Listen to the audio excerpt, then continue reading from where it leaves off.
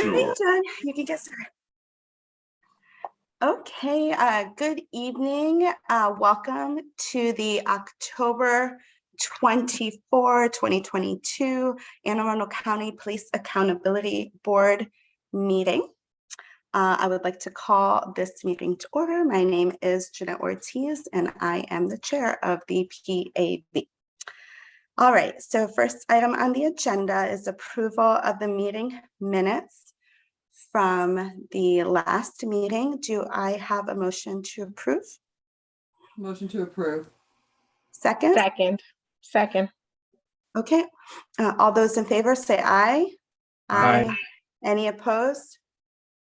Okay, the meeting minutes for the September PAB meeting are approved. We do have public comment on the agenda. However, no one signed up to provide public comment today, this evening. So we will go ahead and move on to the next item on the agenda. So I'm really excited that we have members from the community here today to speak to us about their thoughts and their involvement and advocacy as it relates to police accountability and police reform in the county. As you know, we've had members of the chiefs of the law enforcement agencies speak to the board on police reform and police accountability. And we would like to invite other members from the community to come and speak before the board. And we had said that, from the onset, from our very first meeting. And so this evening we have William Rowell, who is a senior advisor and community relations specialist with the mayor of Annapolis, and also Pastor Stephen Tillett, who's with Anne Arundel County, Anne Arundel Connecting Together and the NAACP. And so what we've asked Mr. Rowell and Pastor Tillett is to speak to us to share their perspectives on House Bill 670, and that was the state bill which brought about a police reform in the state of Maryland and created the local police accountability boards, and as well as Local Bill 1622, which was the county bill, which provides some more specificity. And so also, what they've been advocating for and their involvement regarding police reform in the county, and then also what they hope to see moving forward. So we will start with Mr. Rowell. You can begin. Thank you so much again for being here this evening. All right, thank you. Can you all hear me?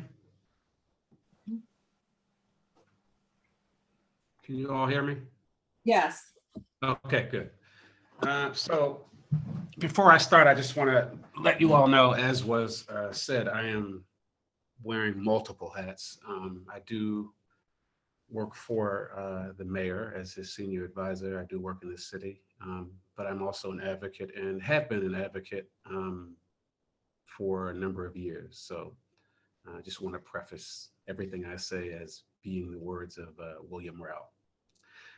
So good evening, everyone. I want to thank you all for inviting me to address the board and also other participants who might be in on the call. I'm not sure if there are others because there weren't any public comments, but I'd also like to thank Jansen for his leadership and his unyielding focus on guiding this body towards true accountability, and also having to balance some of what I balance, which is being able to work within a system, but also work to improve that system, which I think is quite notable and something to be applauded.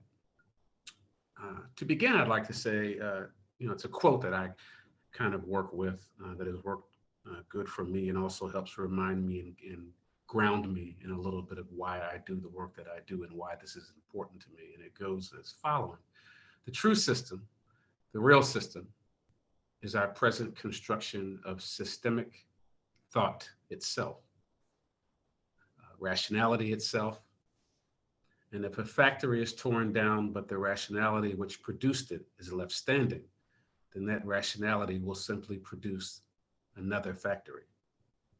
If a revolution destroys a systematic government, but the systematic patterns of thought that produce that government are left intact, then those patterns will repeat themselves in this succeeding government. And that's a quote by Robert M. Persick. So to begin, I'd like to just kind of walk through a little bit of how I arrived where I am and how we arrived kind of where I am as I see it. And one thing is true that we've heard from far too many people who were not a part of the movement demanding police reform, for better or for worse, specifically the Law Enforcement Officers' Bill of Rights repeal and internal affairs transparency. And a lot of those folks who are at the table and have been at the table, have not been able to tell us and to tell you what they believe the law's true intent is and what the roles of the Police Accountability Board and the ACC is or isn't. So the MCGPA, JPA, which is a coalition of over 100 organizations, and as well as the Anne Arundel County Police Accountability Coalition, has over 20 organizations in Anne Arundel County. And I think it's of importance to note that those organizations span the entire county and have for years worked on a lot of issues around police accountability and instilling trust with the community and our law enforcement agencies that serve them. So those coalitions should be relied upon as the experts on police reform. I know that's a little tough for some because others have kind of pushed forward, as well as law enforcement agencies and their representatives have been at the table. But remember, police are experts at current police practices, statistics, policies, etc. But you are here as a police accountability board. And so as a backdrop to everything, I'd like for you all to both remember that and, kind of challenge a little bit of what you might be pushed towards, to remember that we are focusing on accountability. Now, I come before you today standing alongside those coalitions and numerous other statewide coalitions who are doing the work. They've been showing up and advocating for accountability for years. Remembering that accountability is both a process as well as an outcome. So before I dive in, I'd like to center in a little bit of my conversation today around the impacted individuals, families, and communities who've been and continue to be voiceless and traumatized by aspects of this current system. So our hope for them is that the bodies that are working towards accountability, such as you all, like the PAB, will cling to fidelity and fulfill the promise made to them when this legislation was passed at the state level, mandating the creation of PABs.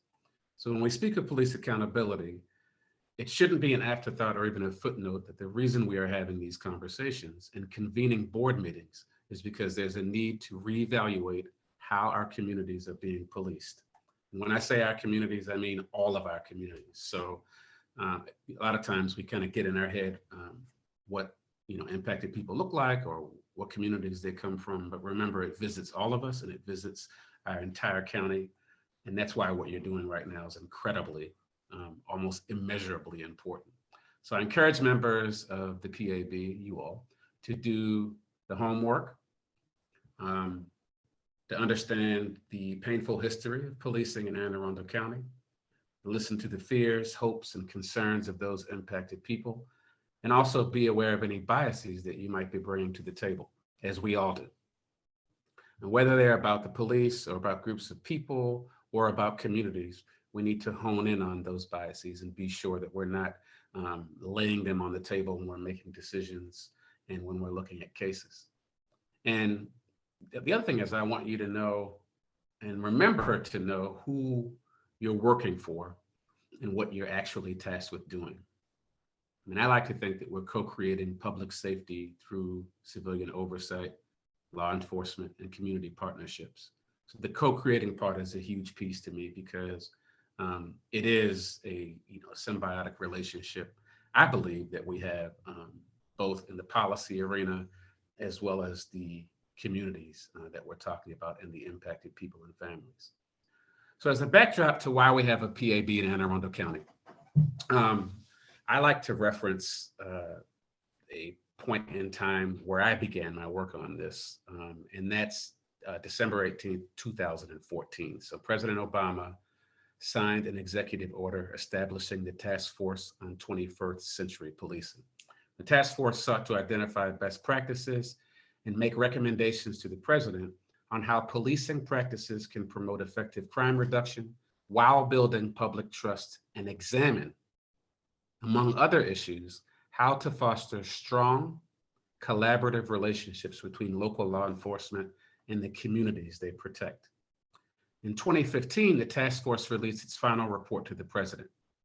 Importantly, the task force recommended the following: some form of civilian oversight is important in order to strengthen trust with the community. And this is the first time that the federal government or any commission or task force on its behalf has specifically recommended civilian oversight. Now, this much we know is true. Critical to improving our law enforcement agencies is the principle that police should be held accountable, not just by the government, but by a wider network of agencies and organizations working on behalf of the interests of the people within a human rights framework. And that human rights framework is kind of what drives a lot of our approaches, both as advocates and also people working within the system, because the ultimate goal is to provide a better quality of life for human beings of all races, ethnicities, genders, colors, all of those places. So to be clear, existing police systems in many states are a legacy of colonial rule that have been shaped by post-colonial histories. That's a really deep dive, but what I encourage you all to do as accountability board members, I encourage you all to Google things like slave patrols, and then really dig into the history of colonial America. And Anne Arundel County is kind of right in the middle of that when you think about the formation of not only our country, but also the policies, laws, and the things that came out of some of those policies and laws. And most importantly, what happened during Reconstruction following the Civil War and when enslaved people were emancipated, but also looking at what happened during Jim Crow. And we're in an interesting place in time where a lot of history is being reframed and a lot of history is being challenged and what those narratives mean. I think it's incredibly important for you all as a body to really delve deep into truth, because only through truth are we able to actually deal with the trust part, because the trust part is actually why we're really here also. So what we do know is that the consequences of poor and unchecked policing include things like brutality, bias, lack of due process, impunity, corruption, discrimination, and public fear, which then equal anguish, anger, and resentment. And most damaging, which I'm hoping that we all can agree on this, that the most damaging thing is a lack of trust in that system. So on the other side, we know that there are many, many, many examples of police departments and agencies that have been working towards fine-tuning their system and working more closely with communities.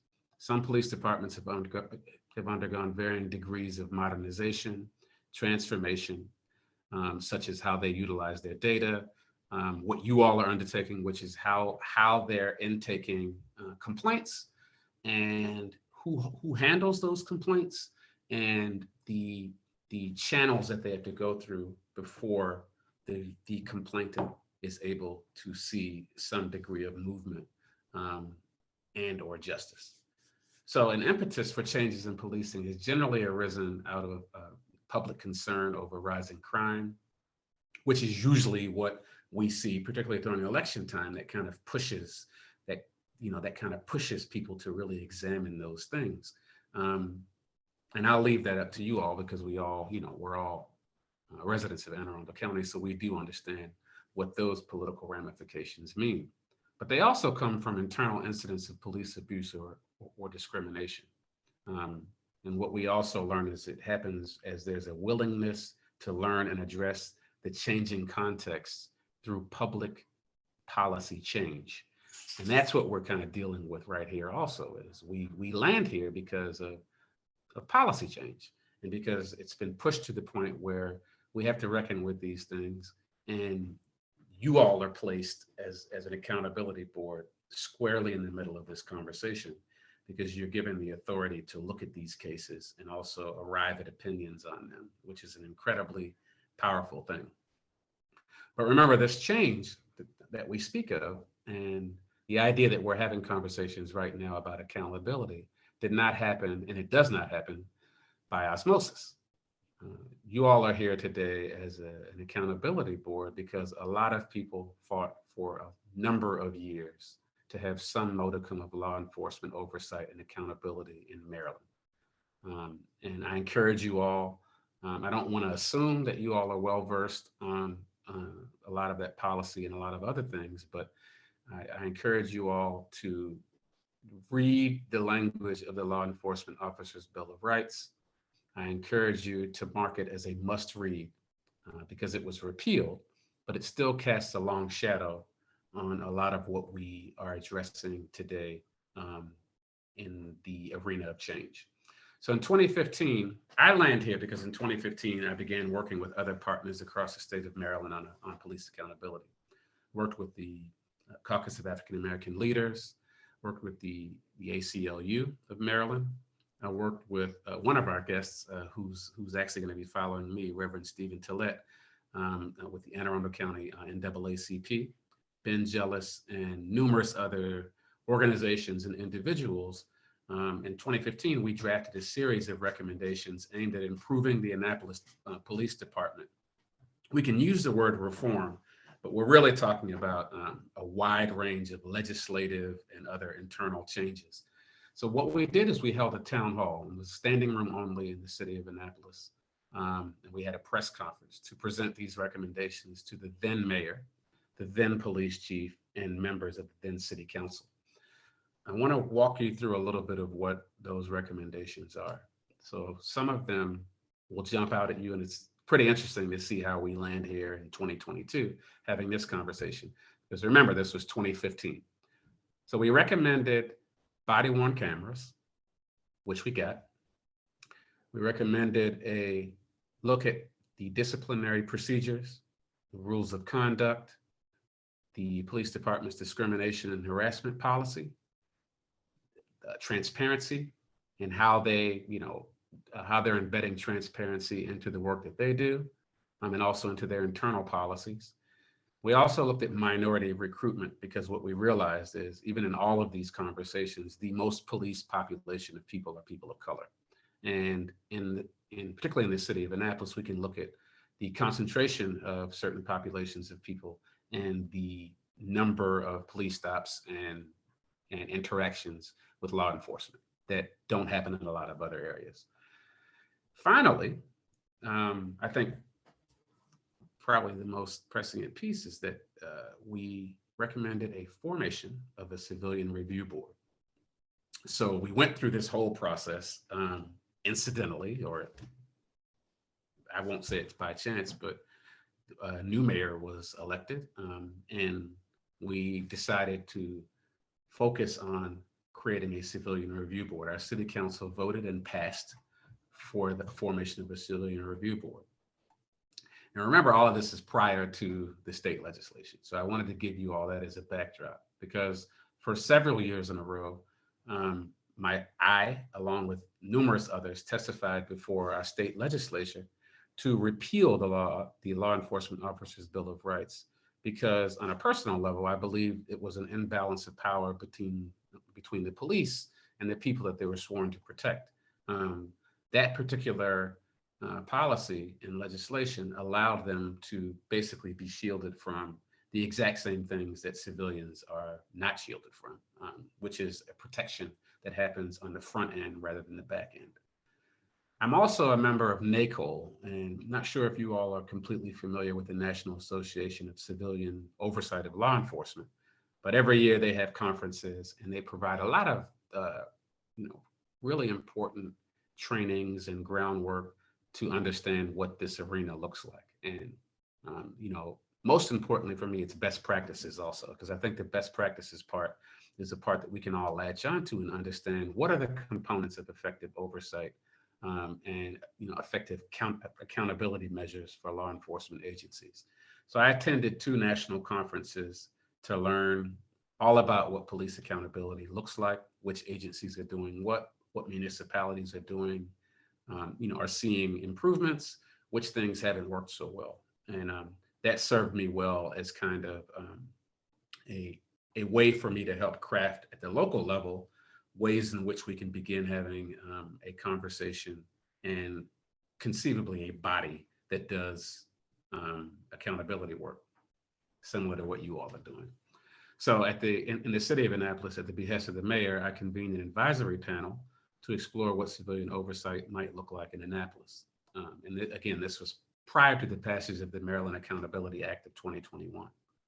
I'm also a Know Your Rights trainer for the ACLU of Maryland. And I bring this up because unfortunately, being stopped by police officers is a stressful experience that can go bad quickly. And in this training, what we do is we describe what the law requires and also offer strategies for handling police encounters. Now, it's sad that we even have to have something like that, but we know it's a fact. We know that encounter is the gateway to a lot of other things, involving contact with police officers. And I want to be clear about one thing that I've learned that has, I think, kind of served me well in being truthful about this work. And one is that the burden of de-escalation does not fall on private citizens. It falls on police officers. And the one thing that we constantly go over is we have this assumption that people that have police encounters are fully aware of all of their rights, but more importantly, that they're given due process, that law enforcement provides them with the language and provides them with the understanding of what their rights are. And this is not to say that all police officers have, ill intent or they're trying to hide anything. What I am saying, however, is that we cannot assume officers will behave in a way that protects the safety of people or that they will respect rights even after you assert them. So what we attempted to do is teach people that they, should be able to reduce risk to themselves by staying calm and not exhibiting hostility towards police officers. Because the truth is that there are situations where people have done everything they could to put an officer at ease, and yet they still end up injured or killed or their rights being violated. So this is good information for all of you all as members of PAB to know and understand, I believe, because these are all the touch points, right? The touch points for citizens and police officers or law enforcement. And so, it's something that I think is good to know and understand. So today, so the question I have is why police accountability? And that's kind of, to me, that's kind of the crux of the conversation around police accountability boards. And one thing we do know is that the price that cities and counties pay for an unreformed, unaccountable police department is high. The access to justice, which is already remote for many, is further distanced from the population at large when we are not consistently and constantly fine-tuning our law enforcement agencies and how they're dealing with the public. So we do know that the rights of vulnerable and voiceless population oftentimes go unrealized. And as a result of that, we deal with corruption, violence, and fear, and they thrive because the rule of law remains simply an aspiration on paper when it should be demonstrable, and it should not be an assumption on which all people can base their everyday lives. There's nothing wrong, I believe, with creating and working to create systems that operate better and work better for the residents of Anne Arundel County. So I think all of us are doing on all sides. I believe that all of our activists and advocates and activists are working towards creating a better quality of life for people who live there and people who visit. So I'm advocating for fair, measurable, and transparent practices and accountability. And I'm simply here to remind you all as a body that an effective and democratic PAB is one that is accountable to the law and not a law unto itself. I believe that it is accountable to democratic government structures and the community that it serves. And that's incredibly important because it isn't just accountable to that governmental structure. It is accountable to the community and the individuals that it serves. I also believe that it should be transparent in all of its activities, that you all should give top operational priority to protecting the safety and rights of individuals, as well as police officers. I believe that you all as a body should consistently strive to protect human rights. And I also believe that you all as a body should be representative of the community that you all are serving. So given all this, I'm going to wrap up. I was just going to jump in. You have like a minute. Thank you. I'm wrapping up. So given all this, there's a couple overarching questions. There's some questions I just want to throw out there for you all to consider. Like, one, why do we need a robust PAB? Why is that needed, right? And not just a PAB, but a robust PAB. That's the question that a lot of us have been asking for a robust PAB. Secondly, what types of repair work can and should be undertaken? And you all as a body, you can't do everything. And you have, I believe, very specific roles. But within this is incredibly esoteric, but in the feel of the work that you're doing, think about the repair, the part that needs to be repaired. And then the other question is, I want you all to explore, whom do you serve as members of the PAB? And then also I want you to take these individual incidents that will come across your desk. I want you to take them seriously, as serious as the mother, grandmother, father, sister, brother, aunt of someone who has been wronged or put in a position of powerlessness as a result of some of what has taken place. And finally, will you provide a space trusted by the community to raise concerns about police and law enforcement agencies in Anne Arundel County? Thank you. Thank you so much for giving us that historical perspective and sharing with us, your involvement over the years in bringing about police reform in the county and around the state. We greatly appreciate that. And right now, there are any board members who have questions, please raise your hands and I will call on you. Are there any questions at this time for Mr. Rowell? No questions. I just want to echo your appreciation for him coming tonight and giving us his perspective. Thank you. Thanks, Kim. All right. Doesn't look like we have any questions. So thank you again. You are obviously welcome to stay on, but if you need to log off, we completely understand as well. And so our next speaker is Pastor Stephen Tillett.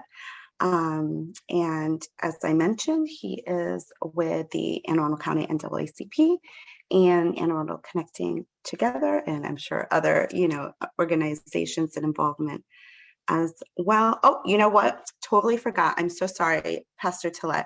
I made a mistake. And so I forgot that even though we closed out public comment, we do post online that I would make a last call at the meeting, and I did not do that. So my sincere apologies. So we have Jennifer Sell in the public that did want to comment. So I just wanted her to allow her that 2 minutes to be able to provide public comment before, so that you can have your 20 minutes, Pastor Tillett. Jennifer, are you still here? Great, I see your hand. Thank you. Yep, so if you can provide, you have 2 minutes, and if you can state your name and the town where you're from and provide your comments. Thank you so much. Sure. Yeah. So my name is Jennifer Sell. I'm from Severna Park, Maryland, and I don't think I'm actually the only one on who wanted to provide public comment. I know I was just texting with someone a few minutes ago. We had requested that people call in at 6:30 if they're available. And I think that's kind of part one of my public comment is understand that there are probably very valid reasons that you guys are meeting virtually via Zoom, but it does make it very difficult. I think as William mentioned, it's so important that you guys are serving the community and that the community gets the opportunity to provide you with our experiences. And so I'm so happy that you have William and Reverend Tillett here tonight. But I think your inability to like see the people who attend the meeting, like those are the community, right? Like you've gotten to see all of the police officers and all of the sheriffs, but you're not able to see the faces of the people who have been attending every single meeting, even though we're not getting paid to be here.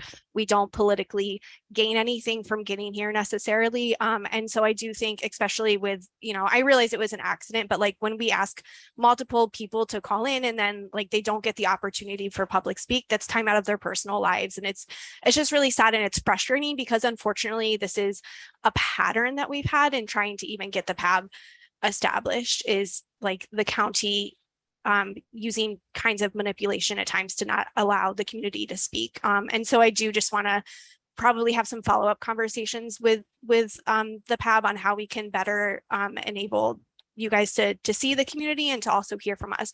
But as I said, it's just so very important that you guys are here tonight. I don't know if I'm sure you've been reading the news. There have been so many things in the news this last month about Anne Arundel County police officers, like the Anne Arundel County police officer who was accused of failing to investigate rape and sexual abuse cases. He was actually hiding the cases. There was also an Anne Arundel County police officer arrested on suspicion of driving because she hit a tree with her car. And then there was a 2-year veteran of the police department that had his police power suspended last week because he was charged with second-degree assault in Baltimore City. And so this is why we need you guys here. These are only the situations that make it to the paper. There's so many other things that never make it there. So thank you for your time and look forward to talking with you again. Thank you so much for your testimony. I do want to be clear that there is no manipulation by this board to prevent the public from testifying. I think we have shown a record of having the public come and testify. We absolutely understand that virtual meetings, for some, it's very convenient because they don't have to actually go somewhere. They can call in on the phone or log in wherever they are. But obviously, meeting with the community is a priority for us, which is why we invited Mr. Rao and Mr. Tillett. And absolutely, the plan is to have meetings in person as well as we did our first meeting. So thank you for that feedback. But I just wanted to be very, very clear that we absolutely want public comment. We embrace public comment, and there's no concerted effort to prevent that. Public comment is very important to us. And I think for those who watched or were at the initial meeting and following meetings, you will know that this board has had a commitment to hear from the public because we do find it to be important because we serve you.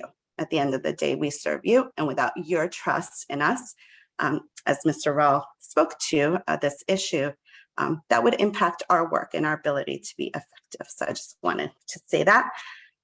We don't see any other hands. Was there anyone else that wanted to provide public comment at this time?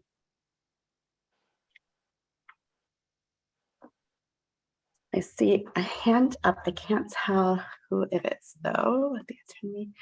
I see Jen Roman. Okay, you have 2 minutes. If you can just state what town or city you're from, and you can provide your 2 minutes of public comment. Thank you so much. Hi, my name's Jen Roman. I'm from Odenton, Maryland. This is my first time attending the Police Accounting Board meeting, so thanks for letting me join. I am looking forward to seeing how you all are going to help increase accountability. I am curious if you've started hearing complaints yet.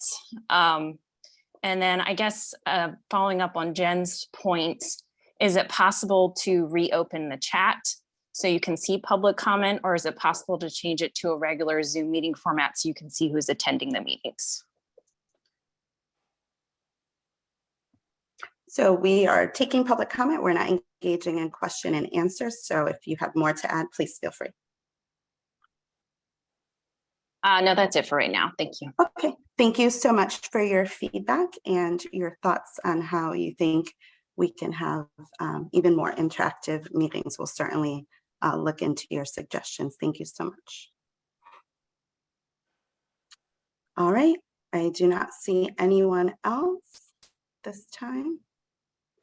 I'm gonna do that little wait time that I learned working for a school system. Okay, all right, Pastor Tillett. Thank you again for being with us. And I'll say again, with the Anne Arundel County NAACP and Anne Arundel connecting together amongst other organizations' involvement throughout the county.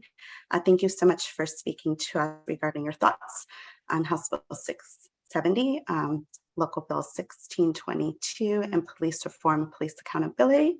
You have 20 minutes and we look forward to hearing your remarks. Thank you. Thank you and good evening.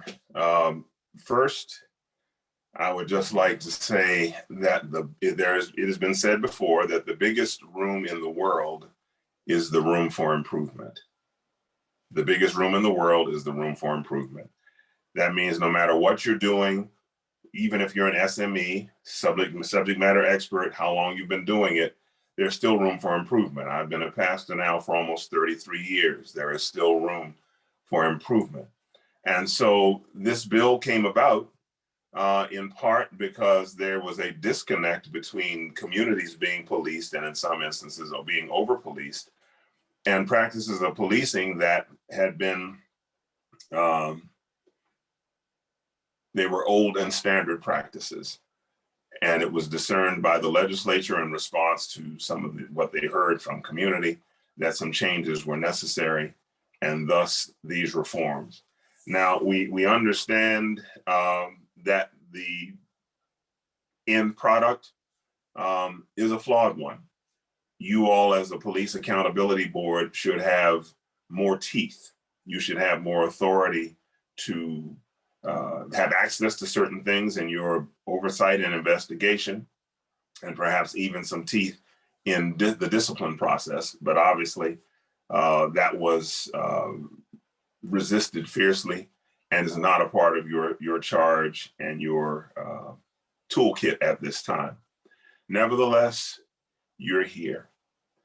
And we need to remember, and William touched on this earlier, we need to remember why you're here. You're here because the community has demanded accountability. You're here because the community has demanded transparency. And I would argue that accountability and transparency is good for everybody.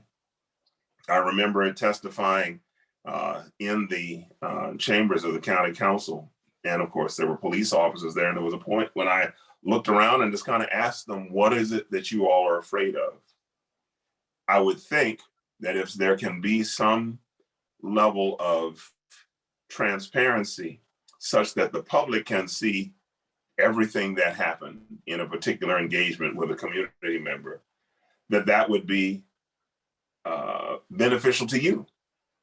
Because at that point, it's no longer he said, she said, he said, he said. It is something that, of course, as was referenced earlier, we now have the body cams, and I'm thinking that eventually there are some dash cams, that there will be more, et cetera, that there will be some impartial recordings, recording what had happened, what happened, whether what was said, what was done, and that will help to tell the tale. And so, of course, your job as a police accountability board is to either indicate to the public, because the public is looking to hear from you, when these matters come up. Indicate to the public that, yes, this is what happened, and either the officer performed his or her job the right way within department policy, etc., or they did not. And as a result of doing it the wrong way, this mistreatment or harm or excessive force or whatever, or loss of life even, was visited upon a community member. And so your mission, friends, is to seek the truth. That's it in a nutshell.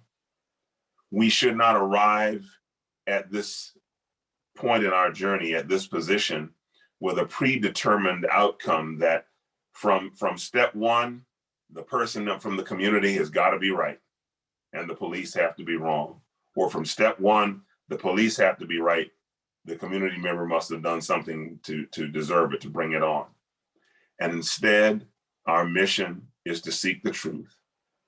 Follow the facts where they lead us, seek the truth, and report out whatever that truth is, what your findings based on that truth, to community. My hope is that, and let me just say this, we need for the PAB to work in Anne Arundel County and all around the state. But right now we're just talking about Anne Arundel County. We need for the Police Accountability Board to work, to be accountable, to be robust in such a way that after a while, in seeing how you pursue facts and truth, that you are accountable, that you are engaged in transparency, that both community and police will view you favorably, bruises notwithstanding, but will review you favorably, will have a good report about you, and will have confidence in the work that you do. We need for you to be successful. So whatever happened or didn't happen to form the PAB bill 670, et cetera, 16-22, as it is, right now we got to work with what we have. Hopefully over time, and not too much time, there will be reports coming from the Anne Arundel Police Accountability Board and others from around the state, and you will all, I'm thinking, be saying some measure of the same thing. Here's what we need in order to do our job better. Here's what we need to do. Here's power we need, or oversight we need, or access to information we need, so that we can be better stewards of this responsibility we've been given for a community and share it with community. But again, the reason why you're here is to seek the truth. And so it is my hope that as you enter this, you don't come with any preconceived notions in mind. Everybody has their biases and prejudices. That's part of being human. It is what it is. But try to set that aside so that as the facts unfold, the data and the information, the video recording, the audio recordings, et cetera, unfold, that you let the facts guide you, even if they guide you in a direction you don't want to go in. You might be somebody that is lock, stock, and barrel pro cop. If the data, the information does not lead in the direction of that officer's a favorable report for them and how they conducted their responsibilities, their duties, so be it. If you are lock, stock, and barrel pro community, and you see that this particular individual was behaving in such a way, acting in a threatening manner or whatever, that's what we need to hear. That's what needs to be reported. And again, as you seek truth and are transparent and accountable, that community will learn to have confidence in the reports that you render. There's another point that I think is very important that I want to add, and it has to do with mental health. Now, there's a whole lot of, my godmother is about the only person that ever used this word, but I like it. There's a whole lot of falderall around the term defund the police. It was inartfully and inaccurately used. Some people meant that when they said it. We live in a country that is far too heavily armed with far too many imbalanced people to defund the police. That ain't a good idea. However, one of the things that we need to do, and maybe at some point this may emerge from your work and the work of other PABs around the state, that you will encourage a shifting in some of the funding to fund a robust mental health operation that is the tip of the spear for a mental health crisis. So that rather than having law enforcement show up, armed law enforcement, and they are trained to do their job a certain way, that we want first to have trained social workers, psychologists, psychiatrists, counselors, therapists who are a part of this team, who can go and respond, be the tip of the spear, be the first to respond. Police there in case it gets hairy, in case violence looks like it's going to happen, so they can protect. But other than that, to try and de-escalate, as Will said, as a first order of business, which it often is not, de-escalate so that nobody is hurt or killed.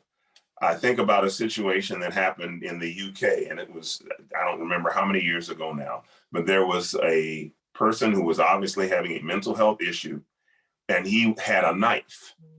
And the police were there, the British police, and what they did is they used body shields that were pretty much the length of their body, and they surrounded the individual who was armed with the knife and just kind of pressed in and closed in the circle to the point where he was no longer able to move. He was not a threat to them because they were behind their shields. And ultimately he was disarmed and taken into custody and hopefully received the help that he needed.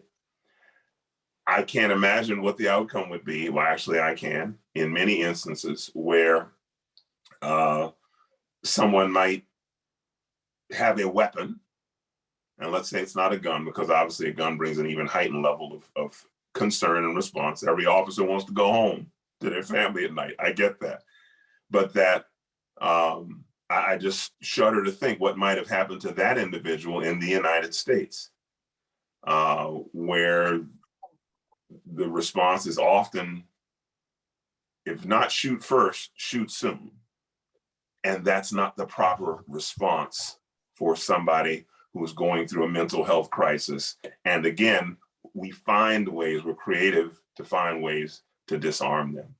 So again, as you all continue to do your work, I'm hoping that a mental health, a frontline mental health operation will emerge that can respond to mental health situations and crises quickly and be the first ones to respond rather than law enforcement. I think that will help to resolve a lot of the accidental deaths that we have or injuries or whatever. And that will go a long way, I believe, to restoring trust between police and community. And here's the final thing. Police and community need to trust each other, because this nonsense of where you're, and then the term just ran right out of my head. For those of you who are younger, you wait for it, it'll happen to you. But it's no snitching, the no snitch doctrine. Snitches get stitches. The only way policing can really work is if somebody will at least make give an anonymous tip. Because here's the thing, if something happened to Jeanette's family and it didn't happen to mine, and so I'm not going to say anything because we don't snitch. And then as a result, that criminal got away with it because nobody revealed the information to law enforcement. And my family might be next. I might be next. So it's to everyone's benefit for there to be cooperation and trust between law enforcement and community, that hopefully the PAB, the ACC will be a part in helping to build and to restore, such that people will feel comfortable at least providing anonymous tips so that criminals can be apprehended and not cause any further harm. Those were largely the things that I wanted to cover today, but I think that will be better for everyone. It will be good for all of us if that is a healthy dynamic that we can establish. Oh, there is one other thing. I'm sorry, I made a note here to myself. A girlfriend that I had years ago, she was still in college, and her roommate said one time, I don't know, there was some issue or discussion they were trying to have or something, and her roommate didn't feel like there was a problem, but she felt there was a problem. And her roommate, and this is like probably a 21, 22-year-old kid, was wise enough to say, if you have a problem, even if I don't think we have a problem, we have a problem. If community thinks we have a problem with policing, even if police advocates or the police don't think we do, even if we're one of the highest ranked police departments in these metrics in the state or in the country, that's all well and good. But if community feels we have a problem, we still have a problem. And on the flip side, if the police think we have a problem, maybe say witnesses won't come forward and community doesn't see it, we have a problem.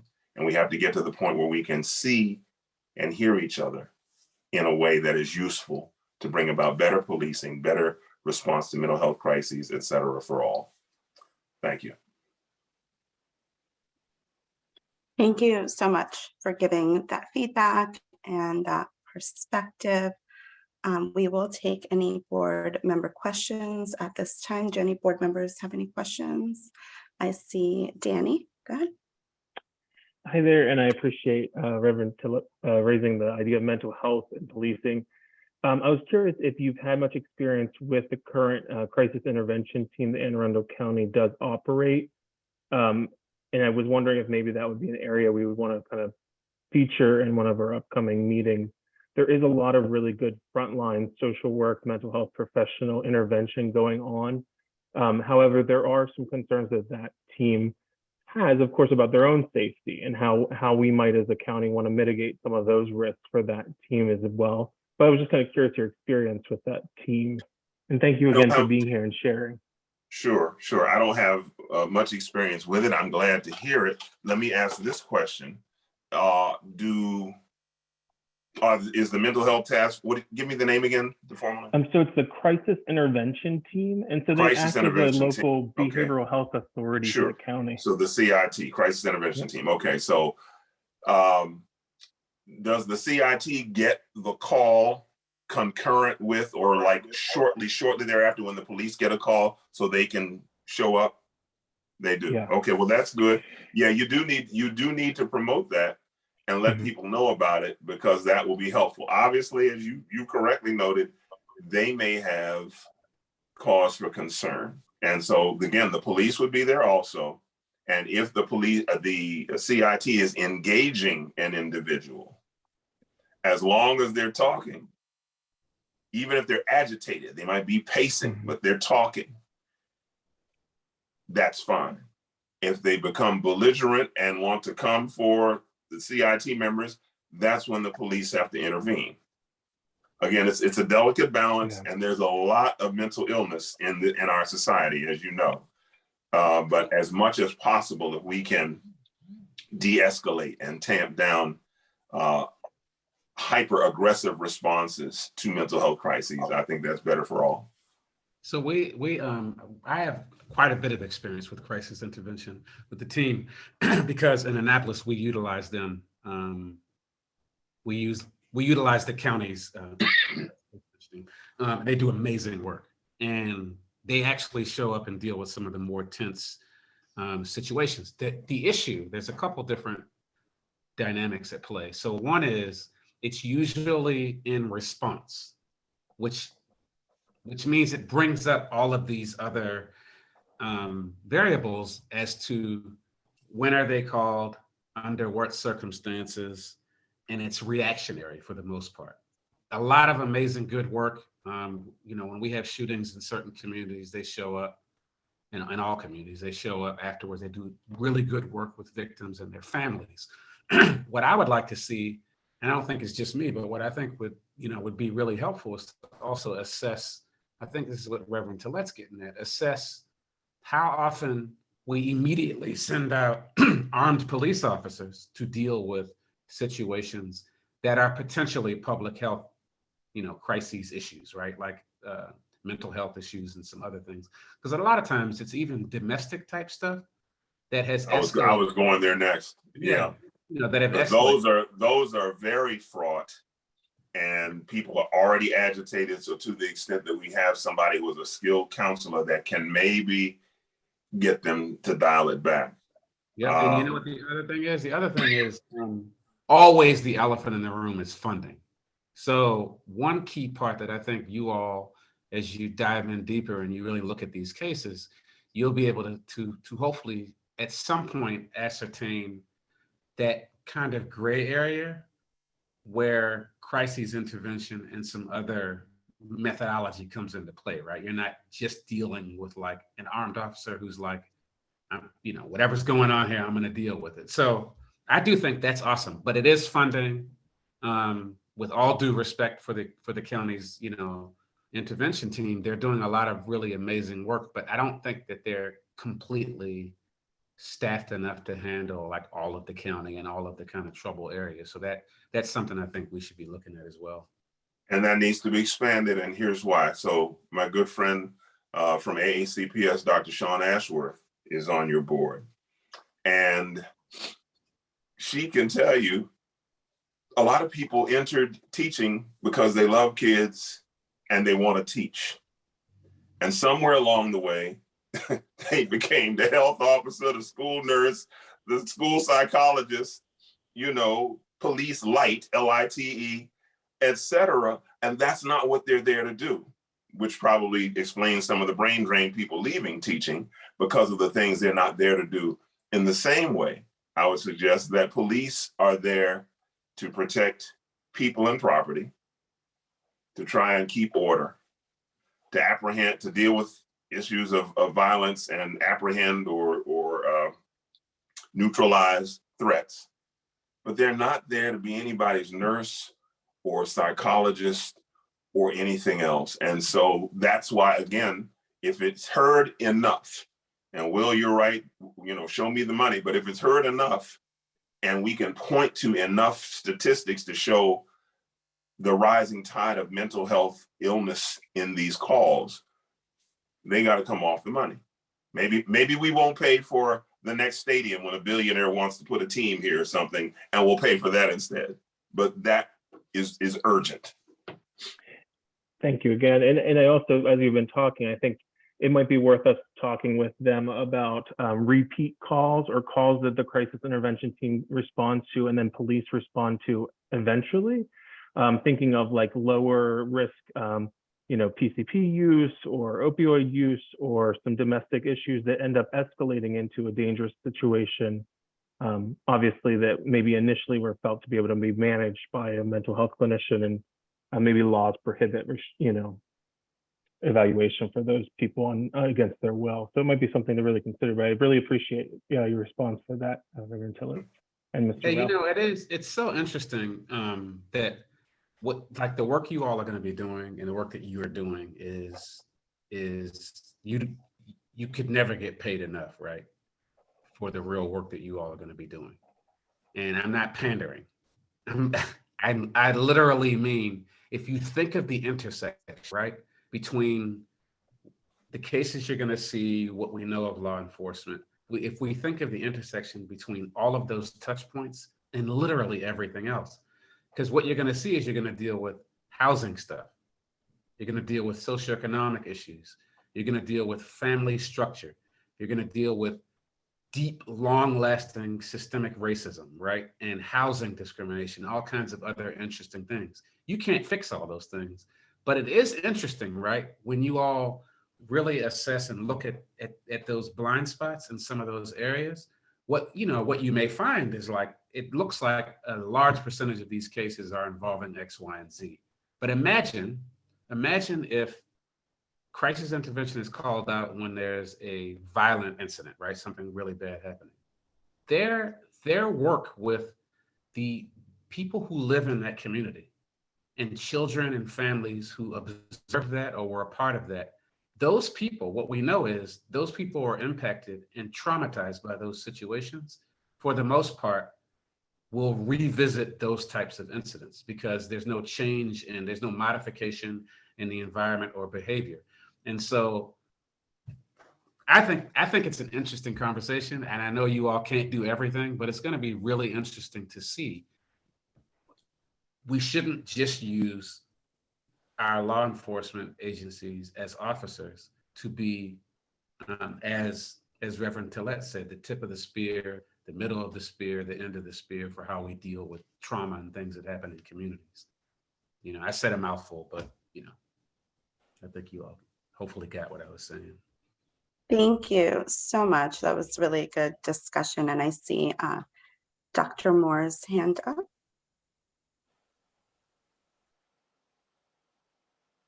You're muted. Good evening, everyone. Thank you, Madam Chief, and Pastor, for your time and your comments. And had a few things. One, want everyone to know, I think people are aware that the PAB is not compensated. We are not compensated. I've heard that several times, and people think that the PAB is compensated, and we are not. But it's out of a love for our community and a civic duty and response that we do serve and serve willfully and gladly. In times like these, I think it's important that we do hear, and we want to hear what the community would like us to do as a PAB, while understanding what our role is as a PAB. That we have the Administrative Charging Committee that will perform its act, and we have the trial board that will do their due diligence once they receive a case. And when it comes back to us, we will make the annual report. We will take the recommendations of the community, and we want to hear what you have to say. My question more pointedly is, how do you feel we could be most effective in hearing the needs of the community, i.e. coming out to you all when you have different meetings, or simply relying on you coming to us? I know that a few of our public comments have been addressed towards the manner or the format that we're utilizing now. But I think all of my colleagues are willing to come to you all and to hear the needs and the concerns of the community. And we really want to make sure that the community have a confidence in what we are doing. So we are here for you. So what would you suggest would be the best catalyst for addressing your concerns and raising them to us?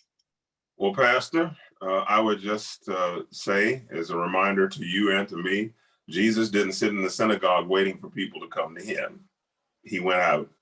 And so I think it would be beneficial if you all could go out, maybe schedule 2 or 3 times when there's absolutely a public meeting, move to a different segment of the county during the year, so people will know you're there and they can come and just watch you work, and also express their concerns as necessary. I think that will be helpful, so that it's not all behind closed doors. And right now, of course, we got this whole Hollywood Squares format. I don't know about you all, but I'm so tired of this. I mean, it has its uses, but I prefer human contact whenever possible. I wanted to add to that. I think that, so first of all, thank you for Reverend Moore for even offering that, because again, you all are tasked with a lot. It's a, you know, your plate is going to be really full. And so I commend you all. I thought you were being compensated. So maybe we need to work on that in the future, Jensen. I'm getting everybody in trouble tonight. But no, I only say that because, you know, anytime you take outside of your professional endeavors and your home life is, you know, a commitment and an investment. And I appreciate you all tremendously. Having said that, I think that, so someone mentioned earlier, and I can't recall who said it. It might've been Jen, that we know that you all have to be present for law enforcement, right? Like you've probably had conversations with police, right? They've probably presented to you all. You're probably well versed on their perspective. This is not me against them or saying you're against anything, but at very least, because I brought this up a couple times about fidelity and about fairness, at very least, give the exact same energy that you give to that to the most marginalized, voiceless, impacted person you can come up with. And that's, we're here to help with that if you need access to them or you need someone to know. But I strongly encourage for a couple different reasons. The number one reason is what's going to inform your work is, I'll just be honest, because I work in a governmental structure. We have a law office that has to protect the city from liability. And we all pay into that system. We're a part of that system. So I'm not against that. But you have to fully understand the system that you're working in. So if you're going to that entity that's a part of that system, you're going to get the part that reduces liability. Does that make sense to you all? And if you're operating from a place of no harm, that's great. But if you're operating from a place of understanding the true impact that it has on the people that pay into that system, that are supposed to be protected by that system, it is a no-brainer that you all need to literally go to spaces and talk to people that are going to make you feel uncomfortable. And in some cases, it will be hard stuff that's hard to hear. Some of it might even be unbelievable. You may not even believe half of it. But what that will do is it will help and kind of give you a sense of place as you make these decisions. Because you all are smart people. Again, you're dedicating your time to doing this. I don't think any of you all have an ulterior, motive or an agenda. But what happens is when we're only hearing from the people that have a voice and that are a part of a system of access, then you're only going to hear that side. So I strongly encourage you all to speak to people who, have had interactions that were not the best interactions, and we will help you. The other thing is this is a very interesting, this intersection between advocates, activists, and this work is, do not believe that those people who are advocates for change and advocates for finding a system, do not believe that they are on the other side of something. Don't believe that. Don't believe it at all, because these people, all of them that I work with, are not anti-police, are not completely, as Reverend Tillett said, defund the police and the police are bad at everything. These are smart people who practice discernment, and they analyze and look at situations. But you also need to have conversations with those people, because what they will do is you will understand why they do the kind of work that they do as well. You shouldn't just hear from why paid police officers do the work that they do, or unions or anything like that, representatives. You actually need to hear from real people, because that's really who we're all accountable to, because they pay for it. One final thing, very quickly. If you need help, ask for it. If there's a change that you think if ABC things changed, it would make your work easier, better, more effective, more meaningful, to help you get to the root of the matter, ask for it. And community, I think, will support you, because they will see you advocating for maybe some of the authority that you don't currently have. And again, if PABs from around the state start making those asks and communities start supporting them, then even the most recalcitrant legislators will have to concede, all right, if we're hearing this in Cecil County and in Montgomery County and in Anne Arundel County and we need to fix this. If you need help, ask. Thank you so much. Thank you. May I say one more thing, Madam Chair? Sure. Earlier today, I had went to the Giant grocery store in Odenton, and I had shared with the people inside the Giant, the cashier and some other people who were there, that as I was going into the grocery store, there was a homeless man with a cart that was around the corner with all of his possessions laying against the building. And then there was another homeless person that was sleeping right in front of the vape shop. And I looked and I was like, there was a time when this was not the case. As I came back out, there were 2 police officers that were there with the individuals. And I decided to kind of insert myself in listening ear to see what was going on. And what they were providing were resources, trying to help those individuals with getting to a place that they could either get assistance or have a place to stay. And I believe they were calling mobile crisis. I know that officers are not clinicians and they shouldn't be social workers. And sometimes you can do more harm than good if you're operating from a place that you're not skilled in. But I do know they take the CIT seriously, and that they try to provide resources that are going to be beneficial for all. And there's still so much more that we can do. And it's going to take all of us. But I applaud you all for standing on the front line and being a voice for your respective communities and making sure that you're holding us accountable as we hold each other accountable. And again, thank you both of you for your time.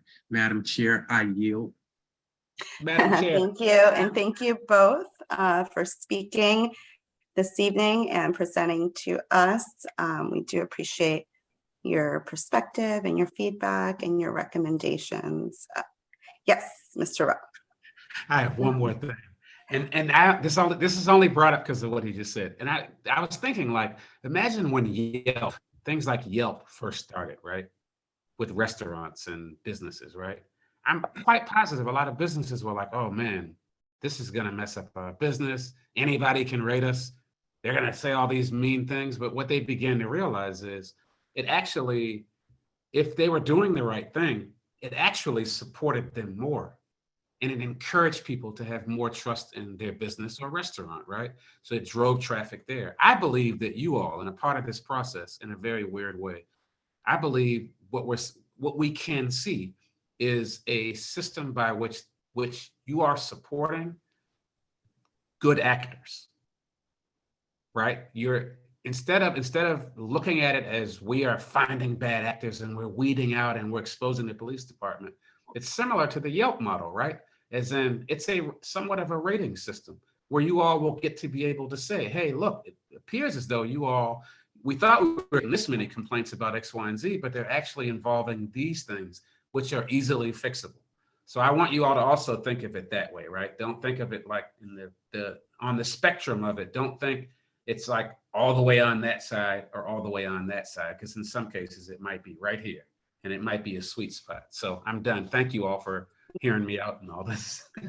Thank you both for taking the time out of your days this evening to speak to the board and share your perspective. We definitely appreciate it. We will take you up on your offers to help get us in front of community members. That's certainly something we have discussed previously and something we're interested in doing. And as we're getting ourselves together and organized, that's something that we had look forward to and plan to do in the future in some capacity. So certainly you as community leaders, and we will certainly, reach out in the future for recommendations. So thank you again.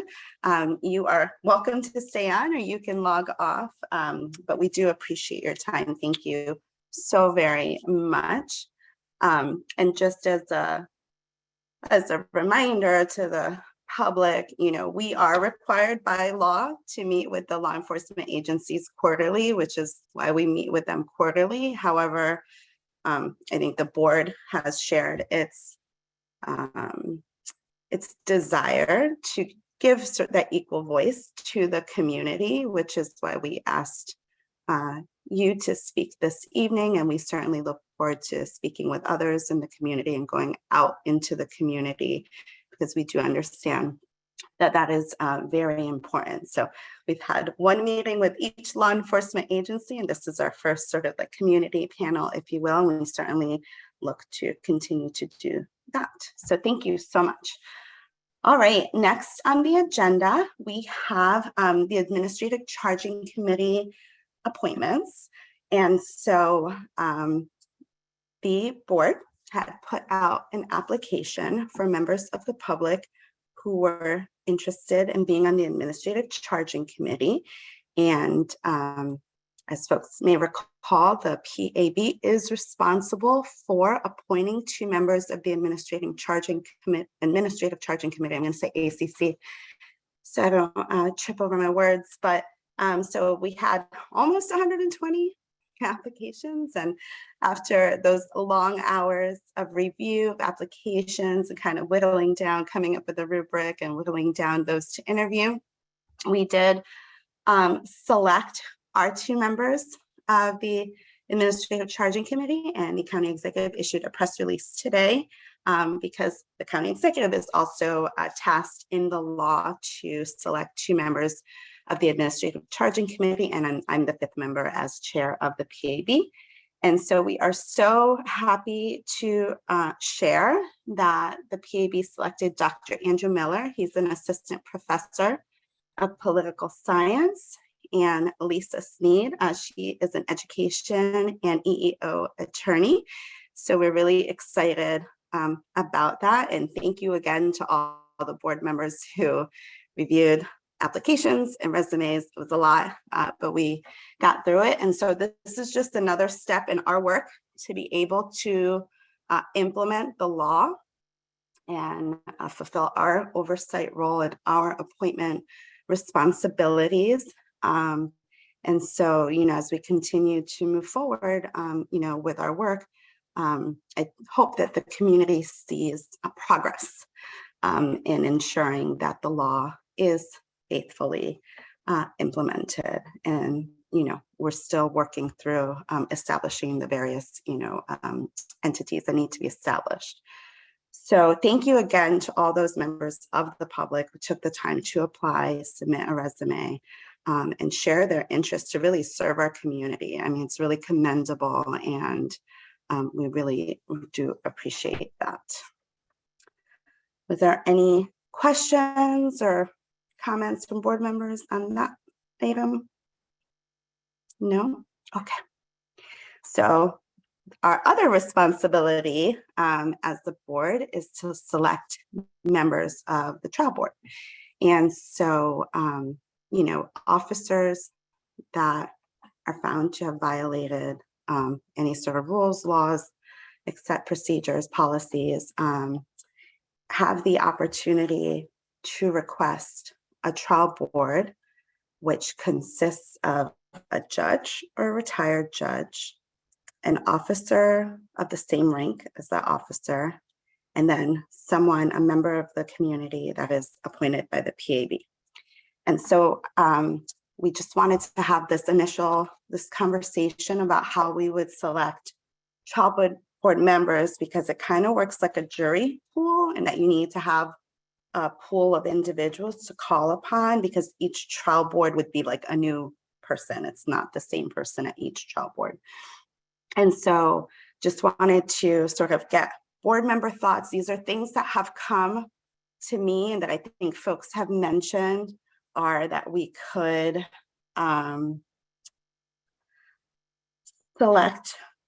ask those individuals that interview to be on the ACC but not selected, whether they would be interested in being on the trial board, and we would consider them to be on the trial board, add them to the pool since they've already kind of gone through this major screening process. Another recommendation that has come is individuals that were interviewed to be on the PAB, so to be us, that were not selected, to ask them if they are interested, right? So that already gives us more than a handful of members of the public that could serve on a trial board. And they've already been vetted, right? And they've gone through some sort of, application process, if you will. And so then we would still need to identify other individuals. So the thought was to have sort of like an application and interest online on this website, on the PAB website, on the county website, for those individuals that were interested in serving on future trial boards, that they would just kind of be added to this pool. So A, thoughts on that. And then B, thoughts on, could someone just apply and that's enough? Would we want to do any sort of a interview process or initial screening? I don't know if Jansen has anything to offer. So Jansen, if you want something, if you wanted to add anything more before I open it up to the board members. Yes, thanks, Madam Chair.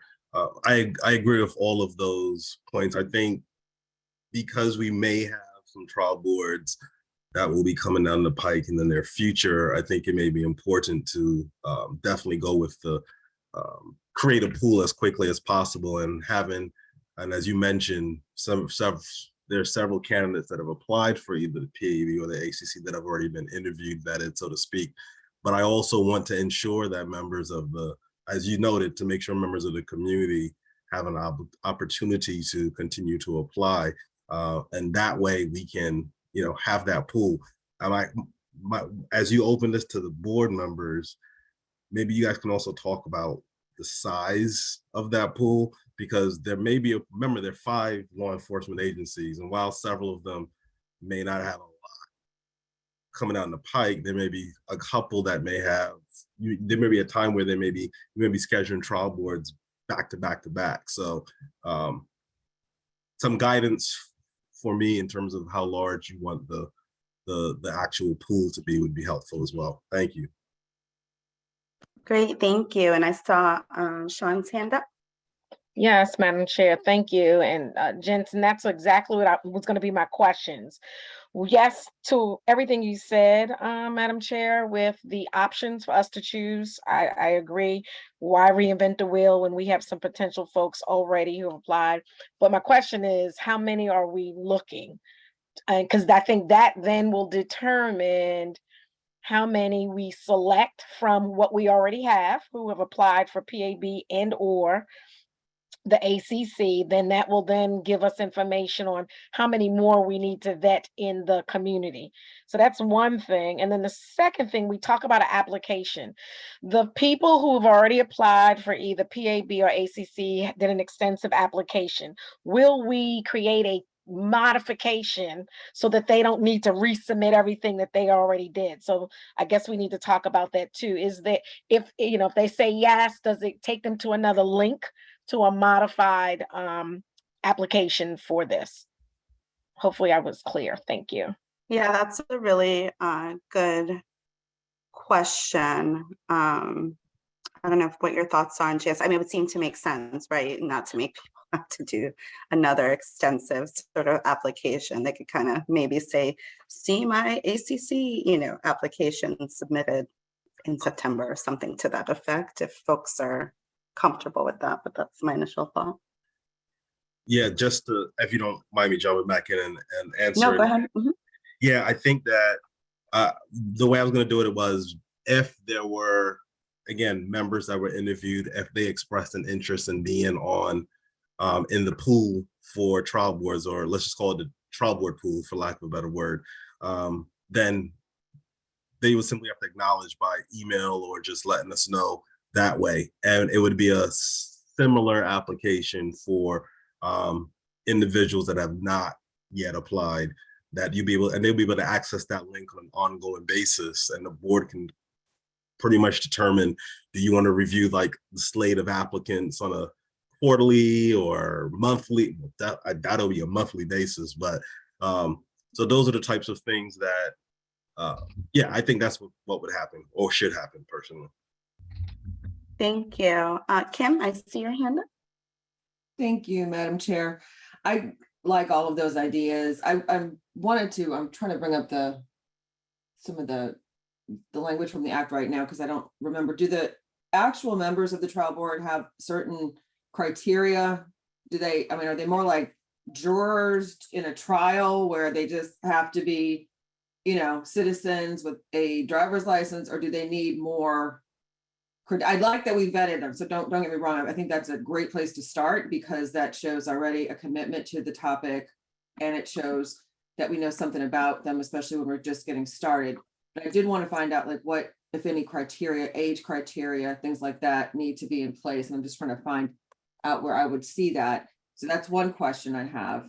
But I think the idea of starting with people who've already, I think it's a great way also to build community bonds for those who wanted to serve and didn't have an opportunity to serve. I think that's a wonderful way of saying that your voice still matters.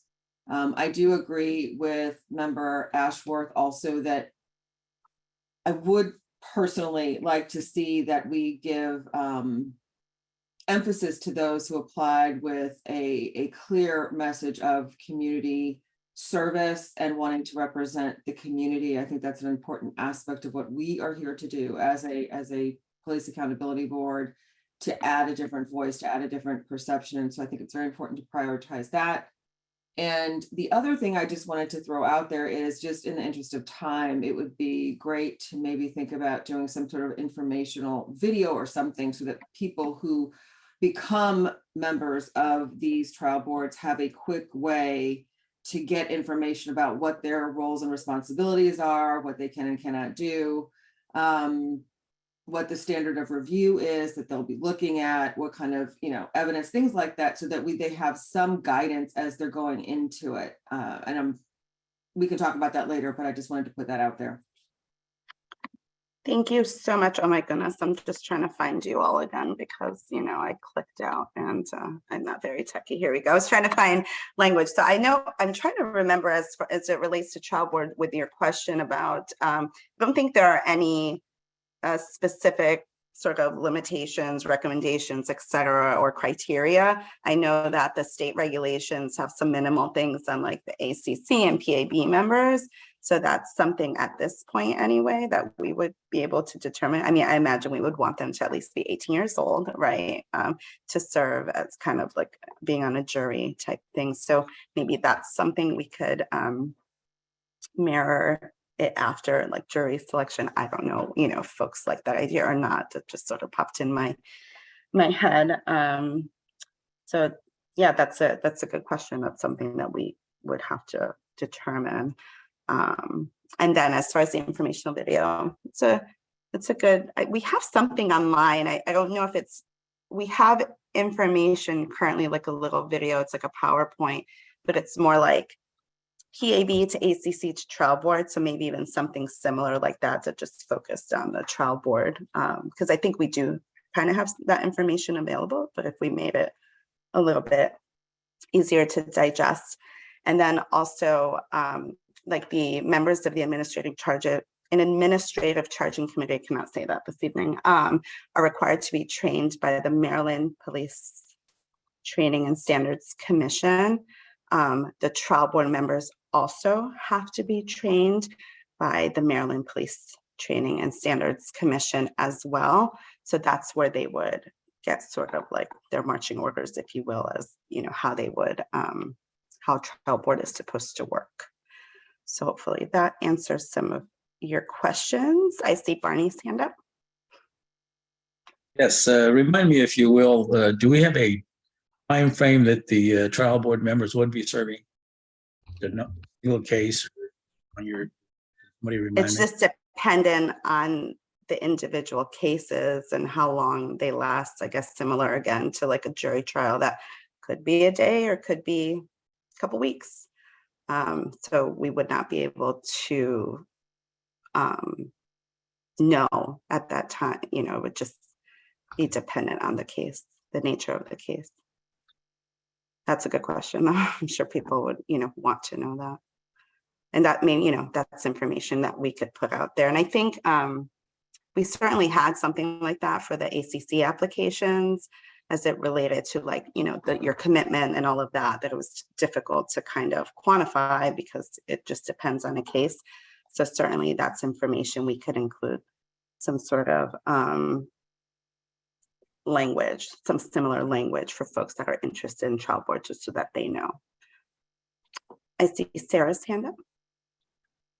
Yeah, so we're talking kind of loosely about accepting people who were in the PAB or the ACC to go to the trial board, but I think we have to be prepared. There's such different jobs. If you're going to be on the ACC, you might not want to be on the trial board, or if you signed up for the PAB, you might. It's very different work, and so I think we need to start setting goals and deadlines pretty quickly to get that application out. Because if we're not going to meet for another month. I think we can't walk away without saying we're not going to set a goal or a deadline, because we have to prepare for somebody to be like, you know what, I gave it my best. You didn't select me. I'm not interested in being on a trial board, to which many people are going to equate to jury selection. They really are. That's what they're going to, and many people don't want to do it. It could be a day or 2 or 3 of work in a row, and they're not cut out for it, or it's not what they wanted to do initially. So I think we do have to quickly come up with a pool, just in case the 2 or 3 people that we're all thinking about, because we're all sitting here thinking, wow, that candidate was really great that we interviewed. They'd be great on the trial board. I know I've already thought of a couple people, right? But I think we have to be prepared. Thanks, Sarah. That's a very good point. Yes. So my goal this evening is that we'll have some consensus on at least some basic preliminary action items so that we can move forward. Thank you for that. Kenny. Madam Chair, also along those lines, if we might consider, Jansen may have to come up with that, but a possible stipend amount for those persons who might serve on the jury pool, the citizen, whether it be $25 or a Happy Meal, whatever you decide, but something that they could be compensated for their time away. I would hope that there would not ever be a trial board that would go longer than a week time, but if we could consider offering some type of stipend.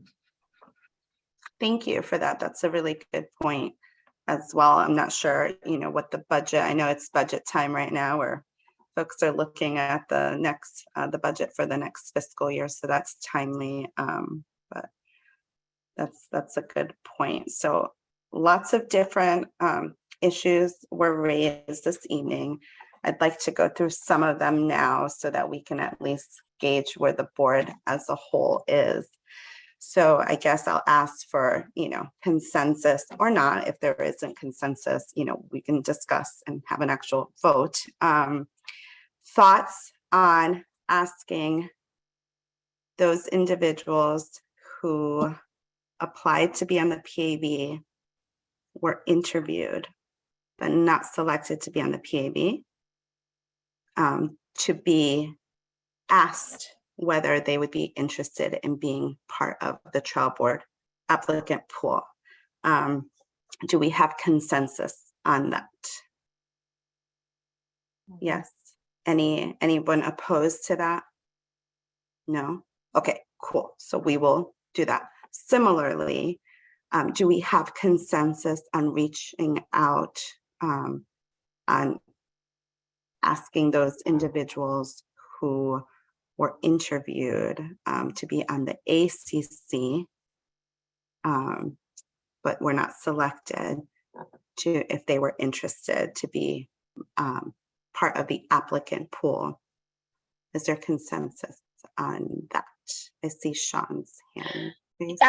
Madam Chair, I was just going to, yes, I have consensus, but I also want to go back to what Sarah said to make sure, because people apply for one board for one reason. Absolutely. So we need to somebody, I forget who said it, to whether it's a, did you know, some sort of synopsis that when we ask them that they know exactly what they are getting, themselves into. So that should go out as well. Absolutely. Thank you for that. So we have consensus on that. And yes, with the information. And again, we'll ask these folks, we've already interviewed them. So if they say yes, they are part of the applicant pool, they will have information on trial board. Good with that? Okay.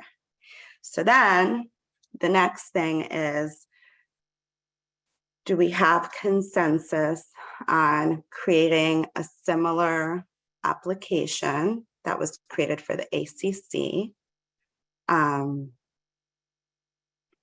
Sorry, I lost my train of thought. So a similar kind of application process, if you will, application and resume for a trial board for members of the community that are interested in serving. So like just an application and resume. Just thoughts on that. So is there consensus on having an application and a resume for these individuals? Or is there any concern with requiring a resume? I see Barney's hand up. Yeah, I have a question. There are a lot of people who had applied for the PAB who were not selected for the interview process. There were many people who applied for the ACC who were not selected for the interview process. Are we not doing a disservice, but are we not allowing those people who expressed that interest initially to be Yes, part of I'm the getting larger? there. I'm getting to them. Yes, I totally know where you're going. I'm going to get to that. I promise you, I'm going to get to that point after we deal with the application piece. I wanted to get through a couple of things where we know for a fact, like the folks that were already interviewed, we don't need to vet them any further. If they say yes, they're part of the pool. Whereas individuals that may have applied but weren't interviewed may need to go through another screening process, but we haven't decided that yet. So let me get through the application, and I think hopefully we'll address your concern, because I agree with you. So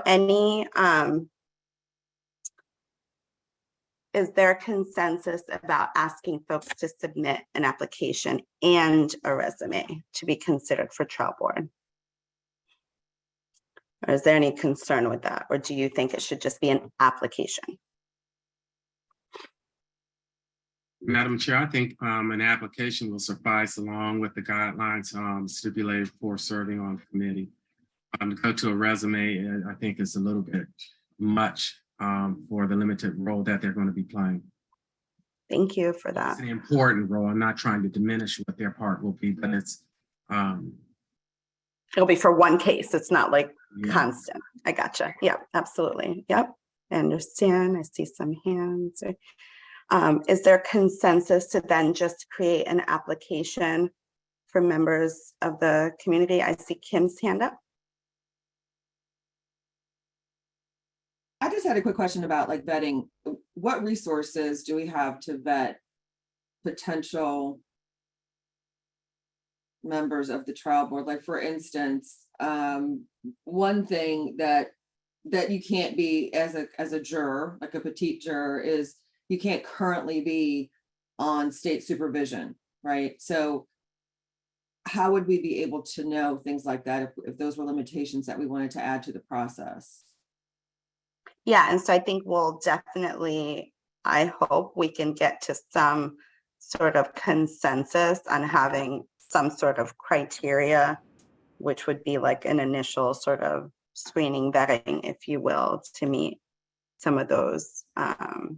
So I only ask that because that kind of conditions my response. So if we have a robust way to, one, identify certain criteria, and two,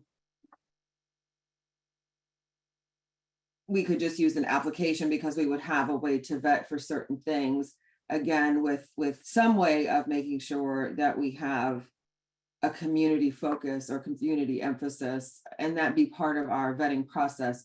Then I think, as Member Moore said, I think an application is a great place to start without needing like a I don't think we necessarily need someone to have a resume Right. to serve. So are folks, since this is very similar to a jury, that may excite people or turn them off, but I mean, it is what it is. It's like serving on a jury.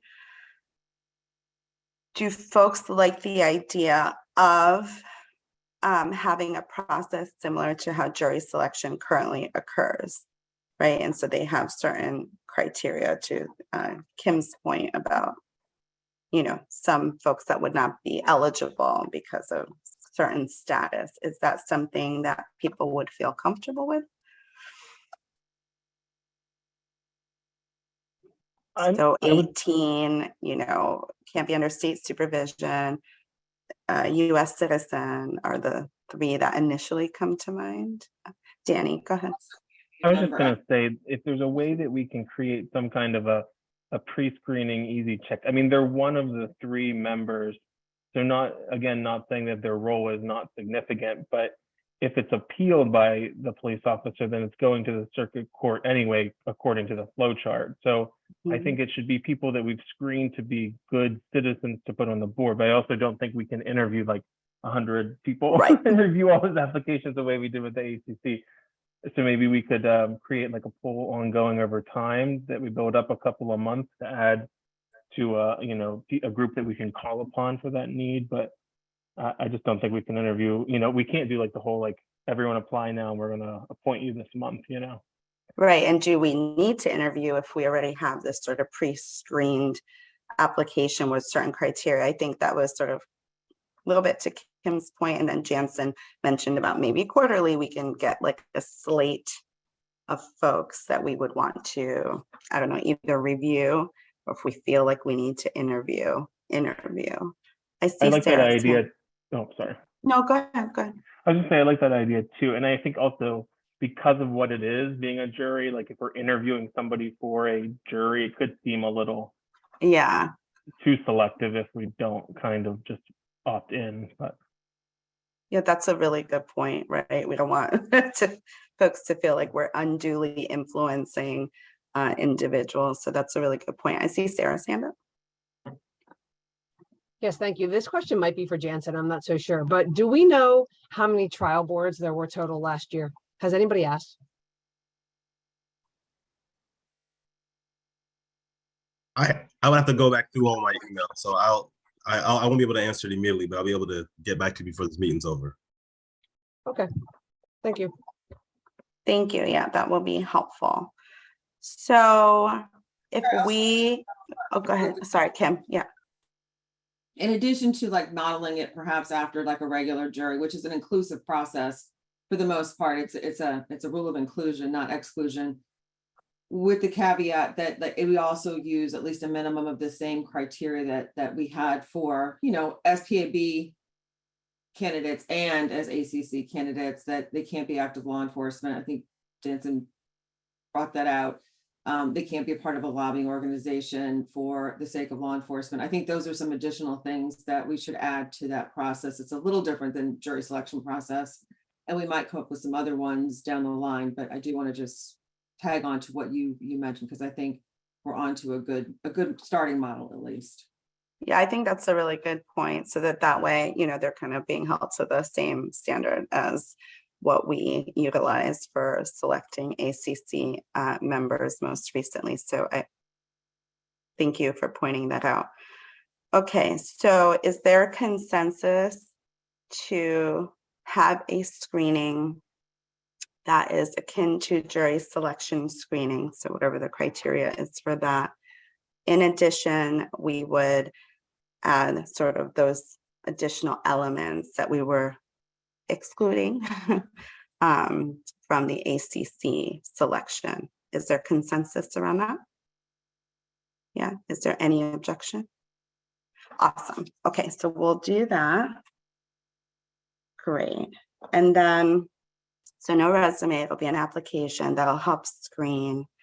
So then, given that, I think what Barney was going to is that we had almost 120 applications for the ACC, and to Sarah and Sean's points that, two very different things, and folks may not want anything to do with wanting to be on a trial board, but some people may still be interested. Is there consensus around reaching out to those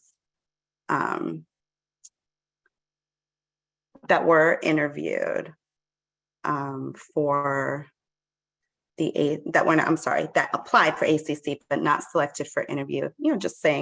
Just letting them know that if they're interested, they can apply, but differently than those that were interviewed, they would have to go through that like screening process, which they have to a certain degree, some of them, right? But then they would go through the initial sort of like jury selection criteria screening, so that they would not be an automatic, unlike the ones who were interviewed, if that makes sense. Okay, is there consensus around that? Same for those who applied to PAB. Would we like to reach out to those individuals as well, but that were not interviewed? They applied, so it would be the same thing, that they can apply to be on trial board, but they would, they would go through that screening. Is there consensus around that? Any objections? Does that answer your question, Barney? Awesome. Okay, cool. I don't know if I did it in the right order. In my head, it made sense to do it in this order, but all right. So I think we have some good criteria. So I think, and this might be a little difficult to answer just if we don't know how many trial boards, but pool of applicants. How many? If I can jump back in for a second, Yeah. it's still kind of anecdotally, but what I'm remembering and what someone I've been discussing with said, there may have been 2 in Anne Arundel and 2 in Annapolis last year, but I think to get a more accurate count, we probably need to go back, or to get a more accurate average, we probably want to get a go back a couple of years. Right. Okay. Yeah, But not because like 20. no, no, Not like that. Okay. most officers are going to take the recommended punishment, especially when it's pretty de minimis. It's but I want to make sure that, because even if I still think 2, I still think 2 is a little small for a jurisdiction this large. So so I want to go back a couple of years to see if everything's kind of been thrown off because of the pandemic. Okay. So let's just say it's like 4 total. Let's say it was like 8. Let's like double that. So would we want to have, at least 8, right? Do we want to have double that? Would we want 16, at least 16 at any given time? 15? I think more than 10. I feel like we would need more than 10 at any given time. I don't know what folks' thoughts are on that, but even if we think that like 4 number, 2 for the city and 2 for the county is a little low, if we doubled it and then doubled just to start, right? And then if we started with like 16 folks, and I am not wedded to the number 16, I'm just like doing doubling round numbers, nice round numbers. And then maybe quarterly, right? After we have that initial pool, quarterly, we can look for other individuals or request other individuals, or we might get like a lot more than that, originally, but at least a minimum of 16. I don't know what folks' thoughts are on that. I will stop talking because I don't know if I'm making sense, but does 16 sound like a reasonable number? Does it seem doable? I see Barney's hand up. Yeah, my thoughts are that we need a pool. Because if in fact we get inundated or some people drop out as part of the pool and say, well, I've changed my mind, we need some larger pool that we can say, hey, you all have been, we don't know if you'll be called. It may be a while if you're selected.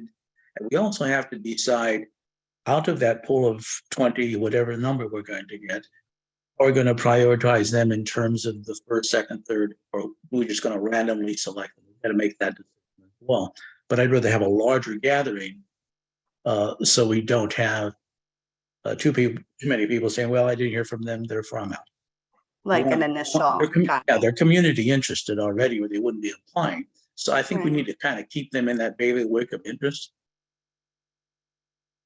Okay. Right, because unlike jury duty, we can't mandate them to show up, like it's not legally required. So, and I guess maybe we can hold that thought for a moment.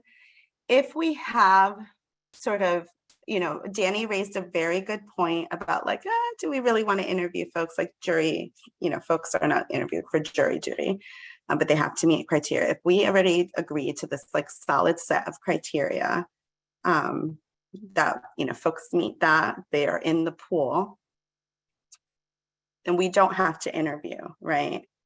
And that would also be helpful in not having the optics of like undue influence, if you will.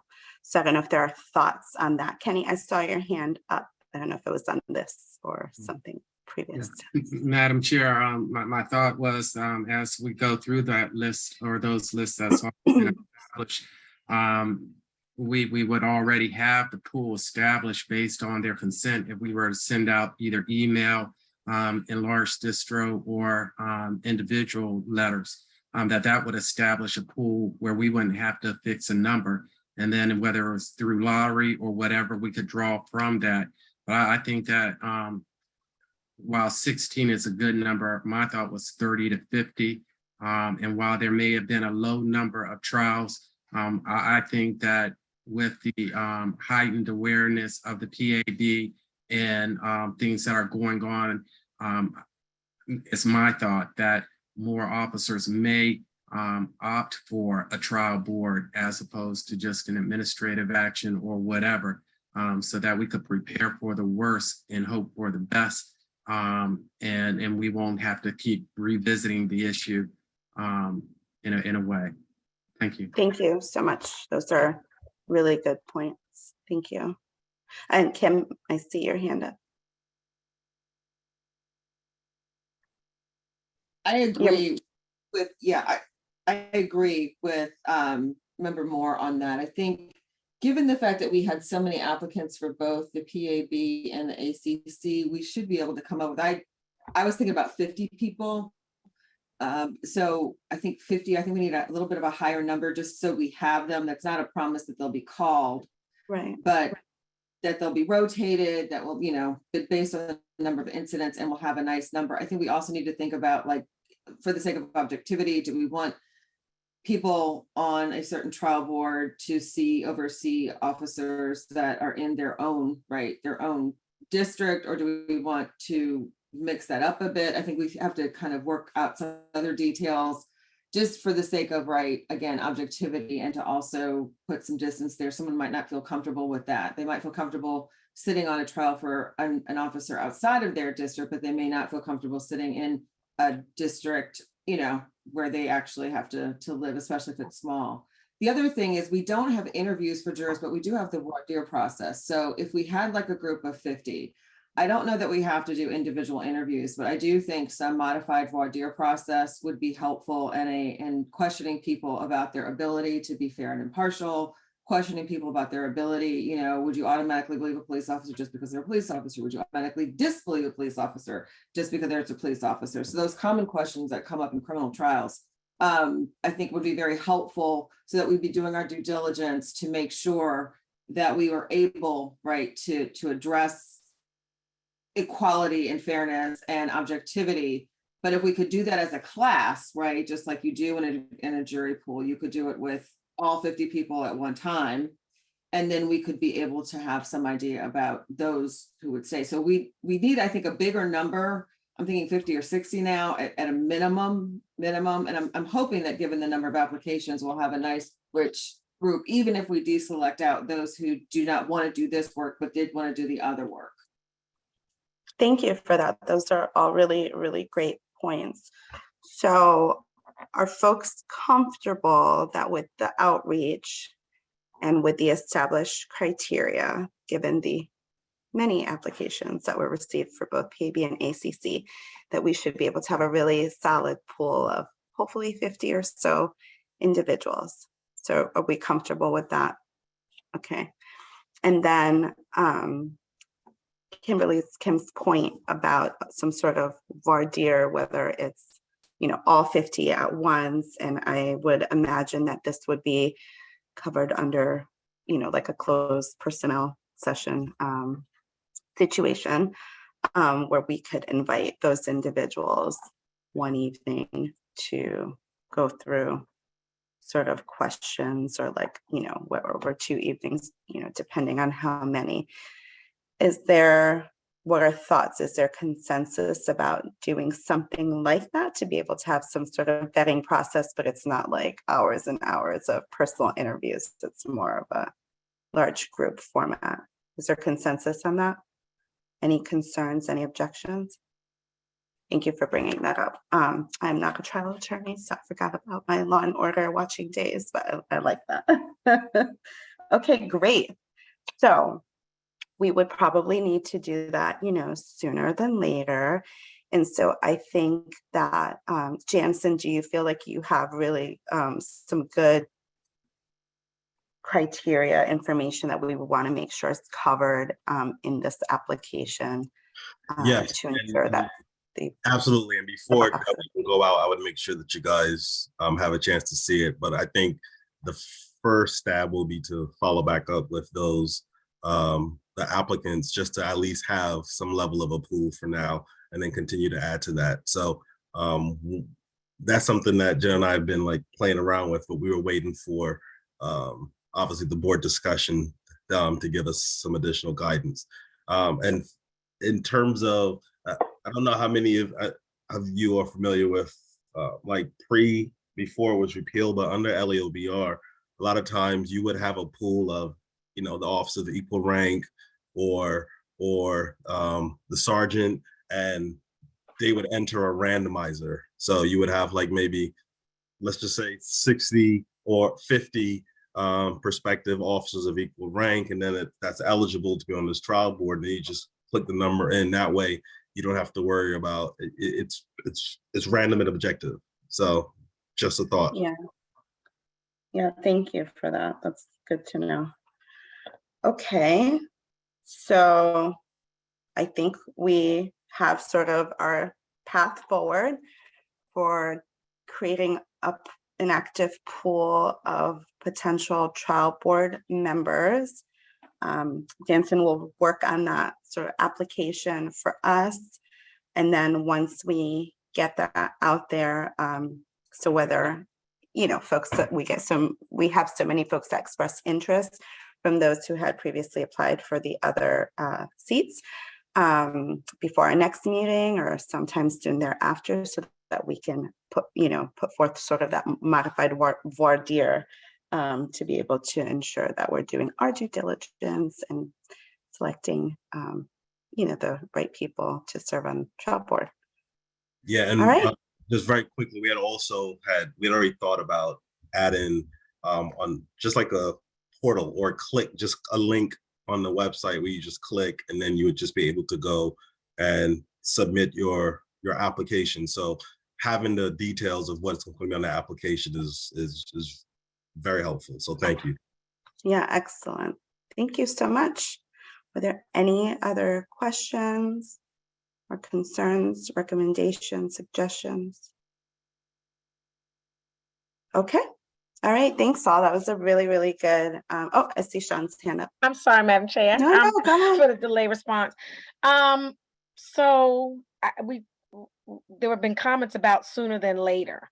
Are we waiting until the next meeting, or are we going to be able to do some in between, whether it's email applications, and so that way maybe by the next meeting we actually say, here's our pool, we have a good start. You know what I mean? Yes.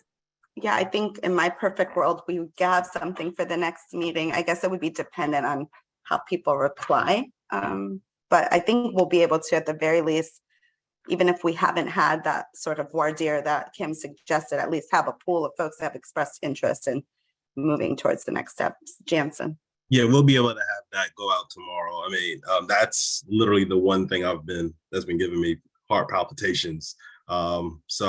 Because sometimes trial boards are supposed to come and then the officer takes the punishment. And my understanding was that there was one that was supposed to come. So that's why this was something that was, this is very time sensitive. So yes, the question to all of the applicants, PAB, ACC, otherwise, will go out tomorrow and we'll start having that pool. And then meanwhile, Jen and I will just create a couple of, for lack of a better word, because I don't consider them voir dire, but like some voir dire questions, so that we can just at least have a litmus test. Yeah, great. Thank you, Kenny. Madam Chair, can we agree then as the committee to allow you all to do that without us gathering together again under the Meeting Information Act and having quorum and all of that, if it's 4 of you that do that, so we won't have an issue with that? When you're saying that, do you mean the voir dire? Pardon? Yeah, establishing the letter or the application or whatever that's going to go. Yeah, out. that's something I think Jansen can send to us, and the application for us to review BCC, so that we just respond to him and are not responding. If anybody has any questions or concerns, they can ask me or ask him. And that way we are not violating Open Meetings Act, because I don't know. Oh, I don't think I mentioned it. Dr. Kenneth Moore is our Open Meetings Act representative for the board. I am so sorry I failed to mention that, Kenny, but he is our representative. He did the training, and so he's going to keep us straight and make sure that we are always compliant with the law. So thank you, Kenny, because that was extra time that you took to do No the worries. training and get your certificate, and you know, you can keep me on track. So thank you. No worries. Okay, so I think we are good to go with some really good solid action items, and hopefully we'll have some good things to report next month, and keep an eye out for Jansen sending that sample application with the criteria that we discussed. Excellent. So our last item on the agenda, last but certainly not least, is the draft annual report. In accordance with the state law, we are required as a board to submit an annual report to the county government, so county executive and the county council. And that is due December 31st. That is around the corner. And so Jansen and I have been kind of taking notes on different issues that board members have raised and that have come up over our meetings, our time meeting together. And so there's, you know, a draft. I sent folks an outline.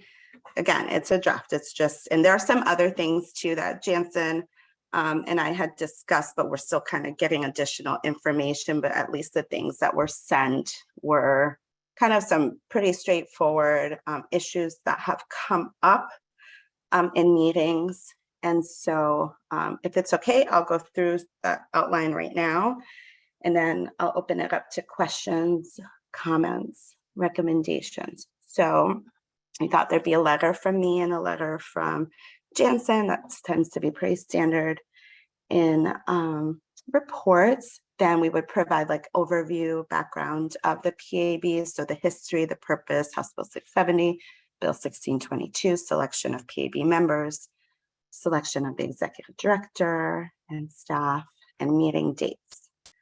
Then we would provide information on selection of the ACC, and then selection of trial board participants. And we've already, looks like we have a really good process underway. We would discuss collaboration with each law enforcement agency in the presentations. As I mentioned earlier, when we had our community speakers, we are required to meet with them quarterly under the law. So we would just provide some summary of those meetings, discuss the complaint process, disaggregate complaints by agency for this year. Again, this information is as of like July 1 of this year, so it's a short year. Total caseload analysis for this year and any cases closed this year. And then we would provide information on training and professional development that we've had as members. So implicit bias, ethics training, the Citizens Police Academy, Open Meetings Act, that Kenny is our representative. We would discuss community outreach activities. And I don't know that it's going to be necessarily in this order, but this is the way we came up with it originally. Discuss any trends in disciplinary process. Again, because this is a short year and we're so new and we're just getting started, we may not be able to have like a really lengthy sort of overview of that. And we can say that. We can say because we haven't seen anything, or nothing has closed out. We'll see if anything has closed out, or maybe if it's just one or two cases, we don't necessarily have trends, but we can discuss what we do have. But certainly next year's report, hopefully we'll be able to provide more information. And then recommendations, that's a lot of background stuff. And because this is a new report, it's going to be heavy in the background, right? But the bulk, sort of like the meat, the teeth in the report, is recommendations to improve police accountability. So gaps observed in the legislation, right? So some of the things that have come up, a prior criminal record being precluded from PAB, and that's on the local level. Additional guidance on the selection criteria for civilian members and potential upcoming trial boards, right? Where you just spent a whole, more than 30 minutes trying to figured that out on our own, it would have been helpful to have that written somewhere in law or regs. Any specification for term limits for the ACC, like the regulations do say that we can establish them, but that's it. It doesn't give us any more guidelines. Additional guidance regarding types of complaints that are submitted to the board, and then tolling for criminal proceedings and Fifth Amendment issues and Garrity. So this came up when the Chief of Staff for Anne Arundel County Police Department, Dave, why am I blanking on his last name?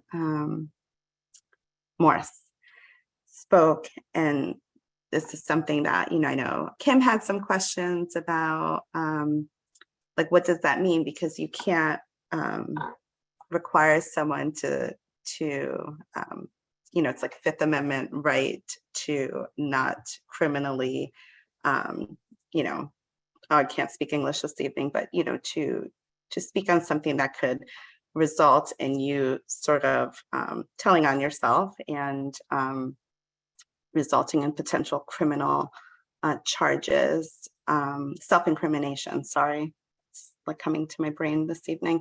And so how does that impact the work of an ACC or the work of the PAB? We have to close out, cases have to be closed out like 1 year and 1 day, whereas a criminal case can take much longer than that. And so what are some sort of disconnects there in the law? And if that's something that needs to be addressed, or how does that impact like a civil matter in an instance where, there is conduct, police misconduct, but doesn't rise to the level of criminality, or in a case where it does rise to a level of criminality, they have a right to not self-incriminate, right? Plead the Fifth Amendment, they don't have to speak on anything. So those are just things that came up. And then summary of the first 6 months of the PAB, strengths of the PAB, and I think I already did community outreach and engagement. I was so excited about that. We did that twice, but we'll put that somewhere. So those were the initial things. And like I mentioned, I know Jansen had noted, and a couple of other things that we might, will probably bring to you with a little bit more clarity, some additional questions, but thoughts, comments, questions about this initial proposed outline. Madam Chair, it sounds like a whole lot, and I feel like we have not been in it to do a whole lot of that. But to your point, hopefully it will provide a background of the things, discussions and things that we have talked about. And yes, next year that report may look different, but I think that definitely gives a nice background of the PAB as we understand our role and the things that we have done so far. Thank you, Sean. Anyone? Kim, I see your hand up. And you may have said this, I may have just been focusing on like the meetings that we've had with the police departments and all that, but also the amount of training that we've done to be in statutory compliance. So the ethics training, obviously the Citizens Police Academy. Yep. Yeah, we will have all of that. Yeah, absolutely. Thank you. Barney? Yeah, a couple of things. I'm going to send this to in an email. There are a couple of things when we had conversation with the local PDs that struck me. There's no standardized complaint form. They all had just a little bit of different tweak. One of them really emphasized that the PAB can also be a means for filing complaints against LEOs or law enforcement officers. And there was also not a standard complaint process. I understand because of the different sizes of the agencies. But we need to try to standardize that so it can be evaluated as opposed to we do it this way and I make the decisions. It's got to be a little more involved from my perspective. I don't know where it goes, Jensen, in your outline, and Danette, your outline as well, but I don't know whether this is the time for that. It's just a thought. No, thank you for pointing that out. That is good. We do have it in the outline, but I think to your point, we do have it under the overview, but I think it makes sense to also stick complaint process in the recommendations, because I think, as you've stated, or I know based on your feedback and sort of what I've gathered from others, that there are some ideas about having this uniformity, and we've discussed that, like what's the process, what's the make sure that everybody is on the same page as to what is expected and things are being reported and dealt with in a uniform manner for consistency and, to ensure that the law is being implemented. So yeah, I think it would also behoove us to stick complaint process under the recommendations as well. Thank you for bringing that up. Kenny. Madam Chair, also some of the things that we had noted during the Citizens Police Academy as far as legislations regarding some training issues, while not an issue necessarily within Anne Arundel County, but as a whole, i.e. the taser thing that we had talked about a little bit, and as far as uniform reporting for termination of employment within other agencies. And while the Maryland Police Commission does have a rubric in place that identifies and flag behaviors where officers were released from other agencies and what status they were in.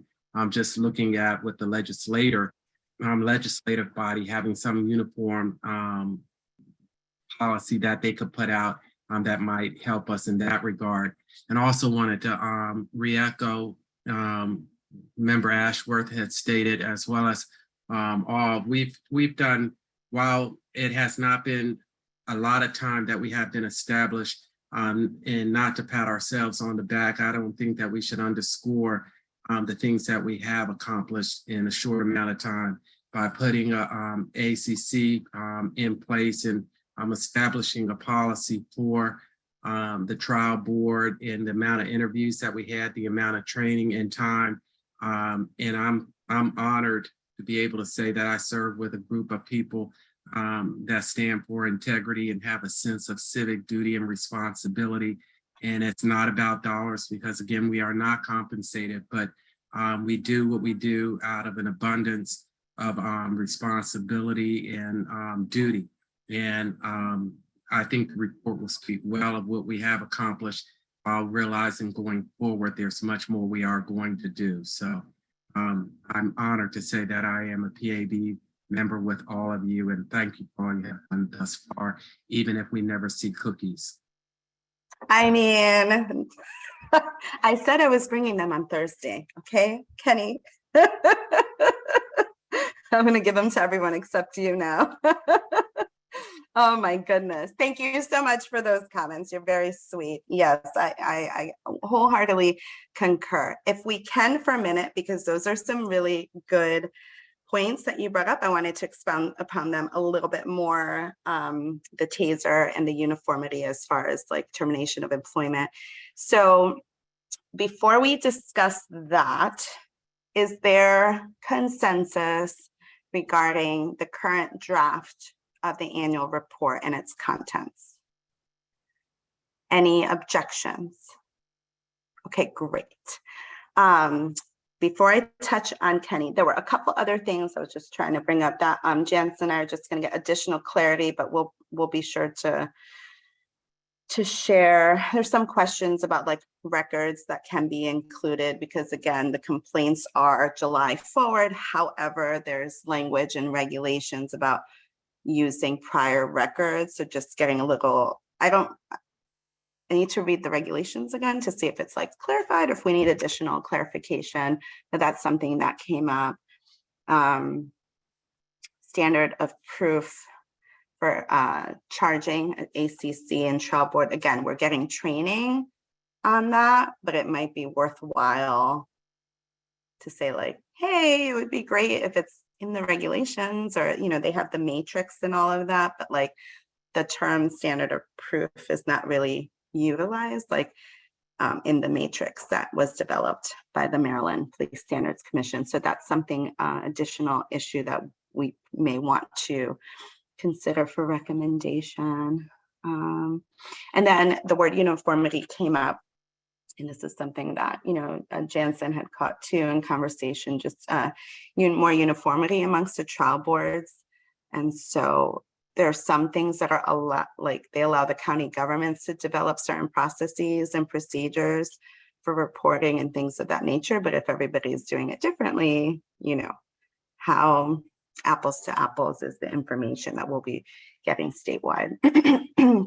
So those are a few of the other issues that we just wanted to kind of flesh out a little bit more before bringing it to you. But I think that covers the issues that Jance and I had kind of gathered from the meetings. So, okay, so we're good on the initial outline, knowing that it will change because other things will be probably added to it. So then to Kenny's points, in the Citizens Police Academy, when we received informational sessions regarding taser use, questions that came up, I think I asked questions and others is, what standards and uniformity around the use of tasers. And there isn't anything in the state. The standards are issued by the vendor of the tasers. So if you use that taser, that you're supposed to do their training and utilize it in their manner. But not every law enforcement agency in the state uses the same vendor. So the standards are not uniform. And so while that's a very specific thing, as is the whole reporting of termination, there was conversation about, more checks and balances on being able to identify officers that are coming from out of state that may have been terminated. We discussed a particular case in the state of Maryland where the officer came from another state, and because information was withheld from the Maryland State Police, they did not have background information on disciplinary records. We have it internally in the state of Maryland. So those are two very specific instances, but I don't know if there are thoughts about just recommendations generally to provide more uniformity around such matters and anything else in which we just don't know about, that there is not a state standard. Is that something you would like to include in the report as a recommendation? Yeah, I see heads nodding.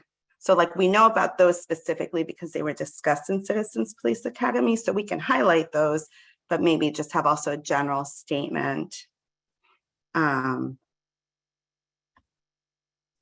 regarding just uniformity, because if we're trying to hold police accountable, they need to be held accountable, and we're doing police reform in the same manner throughout the state, right? And so if there are different standards in place, then that can be antithetical to what we're trying to do here. Kenny. Yeah, and keeping in mind too, as we were at the Citizens Police Academy, Arundel, as they were giving us instruction, did state that they are the agency that many model their policies after and all of that. And I don't raise that in that there's deficiency in a policy for Anne Arundel County, but looking at uniformity across the board and how some people may think that because another agency within the state may act a certain way, that's how Anne Arundel operates, but that's not necessarily the case.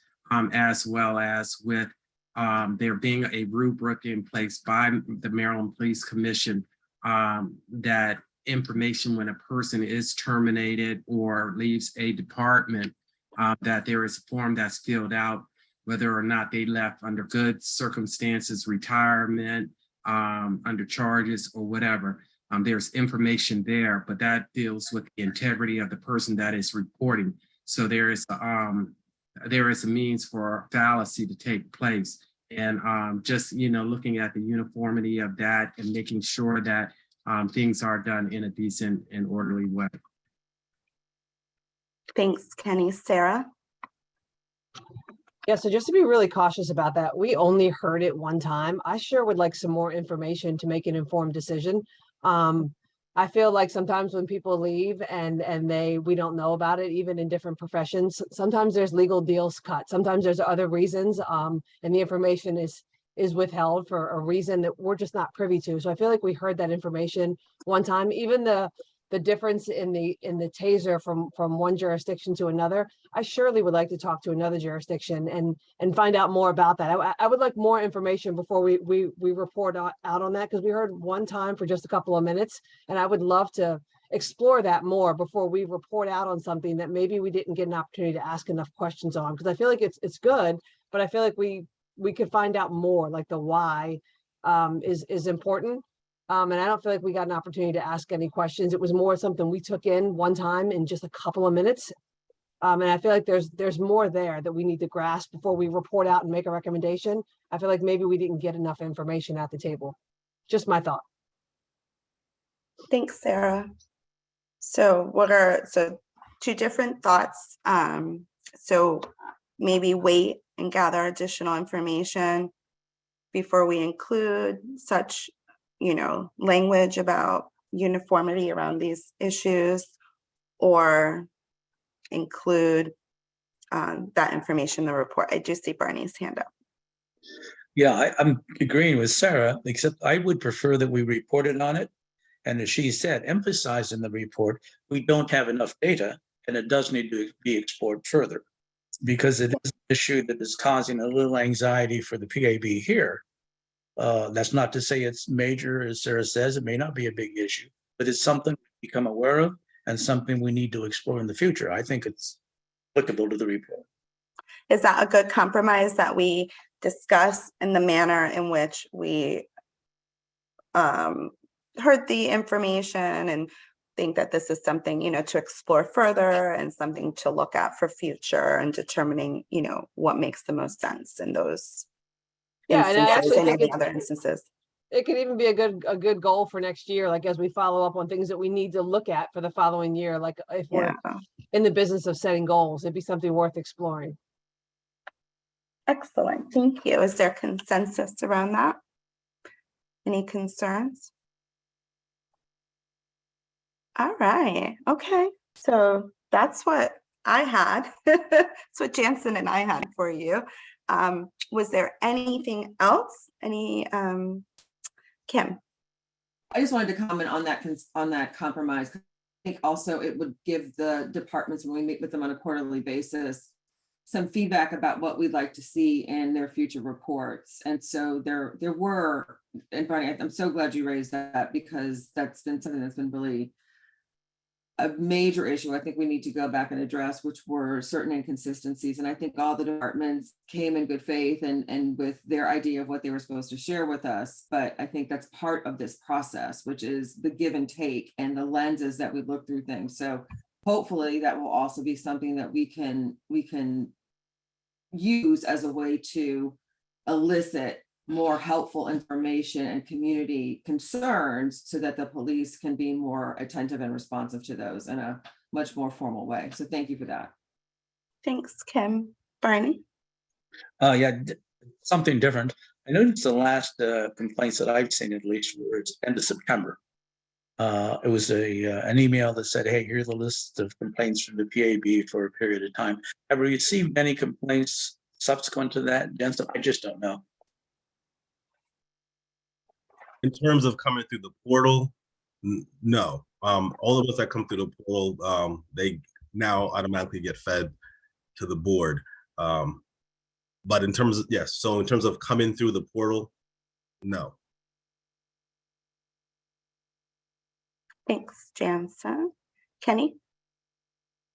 So I guess in response to that was lifted by the citizen during the commentary, are we going to see where the officer had hit a tree, or where the officer had been charged in Baltimore city or county?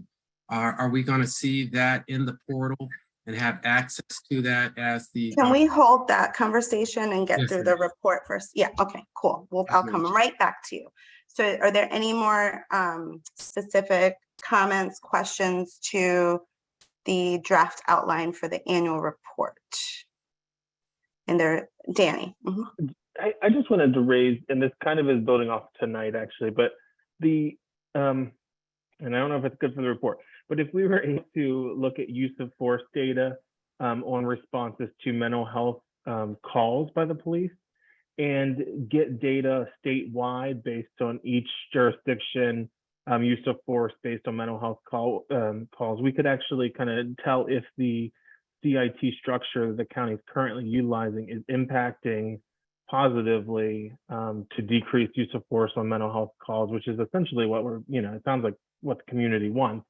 which would also help us make recommendations to funnel more resources into that program to prevent use of force for mental health or substance use kind of calls as well. I don't know if that's something we could recommend or ask for. I see lots of thumbs up. Is there consensus around that? Any objection? Great, we'll add that. Thank you, Danny. That's a really good point. Any other questions, comments, recommendations regarding the report? Okay, cool. So we have consensus to start moving forward in drafting this report and providing this information. So now we are good with this agenda item. We have our marching orders. And I think the goal is to have a draft at the next meeting in November, since it's due December 31st. That way that'll give us time to tweak before the December 19th meeting, which we will probably have to adapt the report at that time. I think it's December 19th. I may have made that up in my head, so don't quote me on the December meeting. I know it's a little earlier because of the holiday. Okay, great. Thank you so much, everyone, for this conversation and discussion and your feedback. Really helpful, really good conversation. And I think that, and we'll have a really solid report, even though it's been 6 months. I think we do have a lot of great information and recommendations and observations that we've already made in this short time. Okay, Kenny, go ahead with your question. Just going along, Madam Chair, with what Member Gomez was saying regarding cases or complaints that may have came in, and what the two citizens have referenced in their public comment regarding the officer who ran into a tree and the charge for assault. Should we be seeing that in the portal? Is that something that we should see with Jansen saying that there has not been anything that's been received?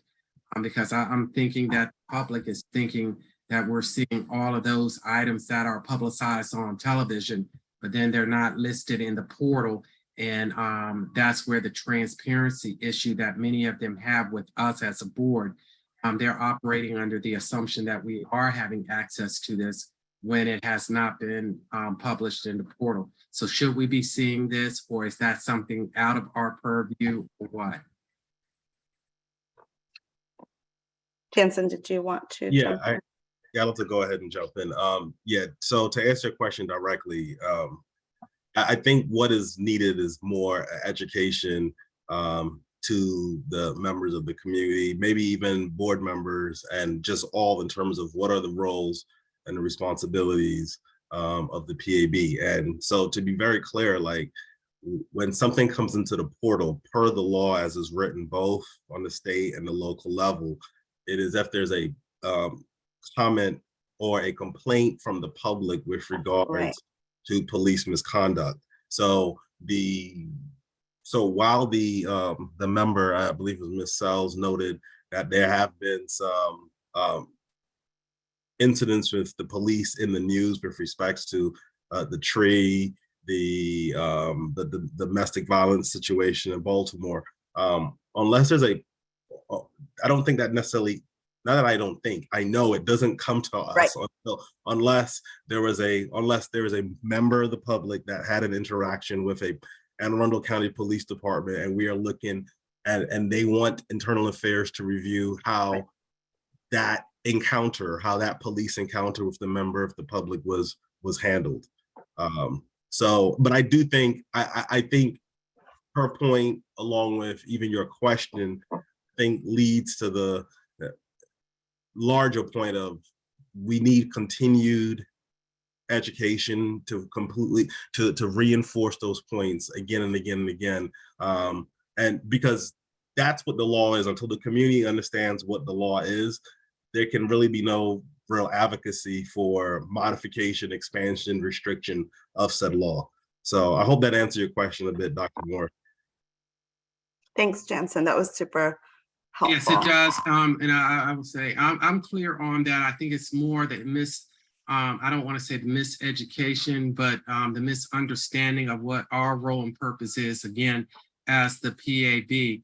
And I think my thought is that many people think that everything that happens will come through the PAB and we will address it.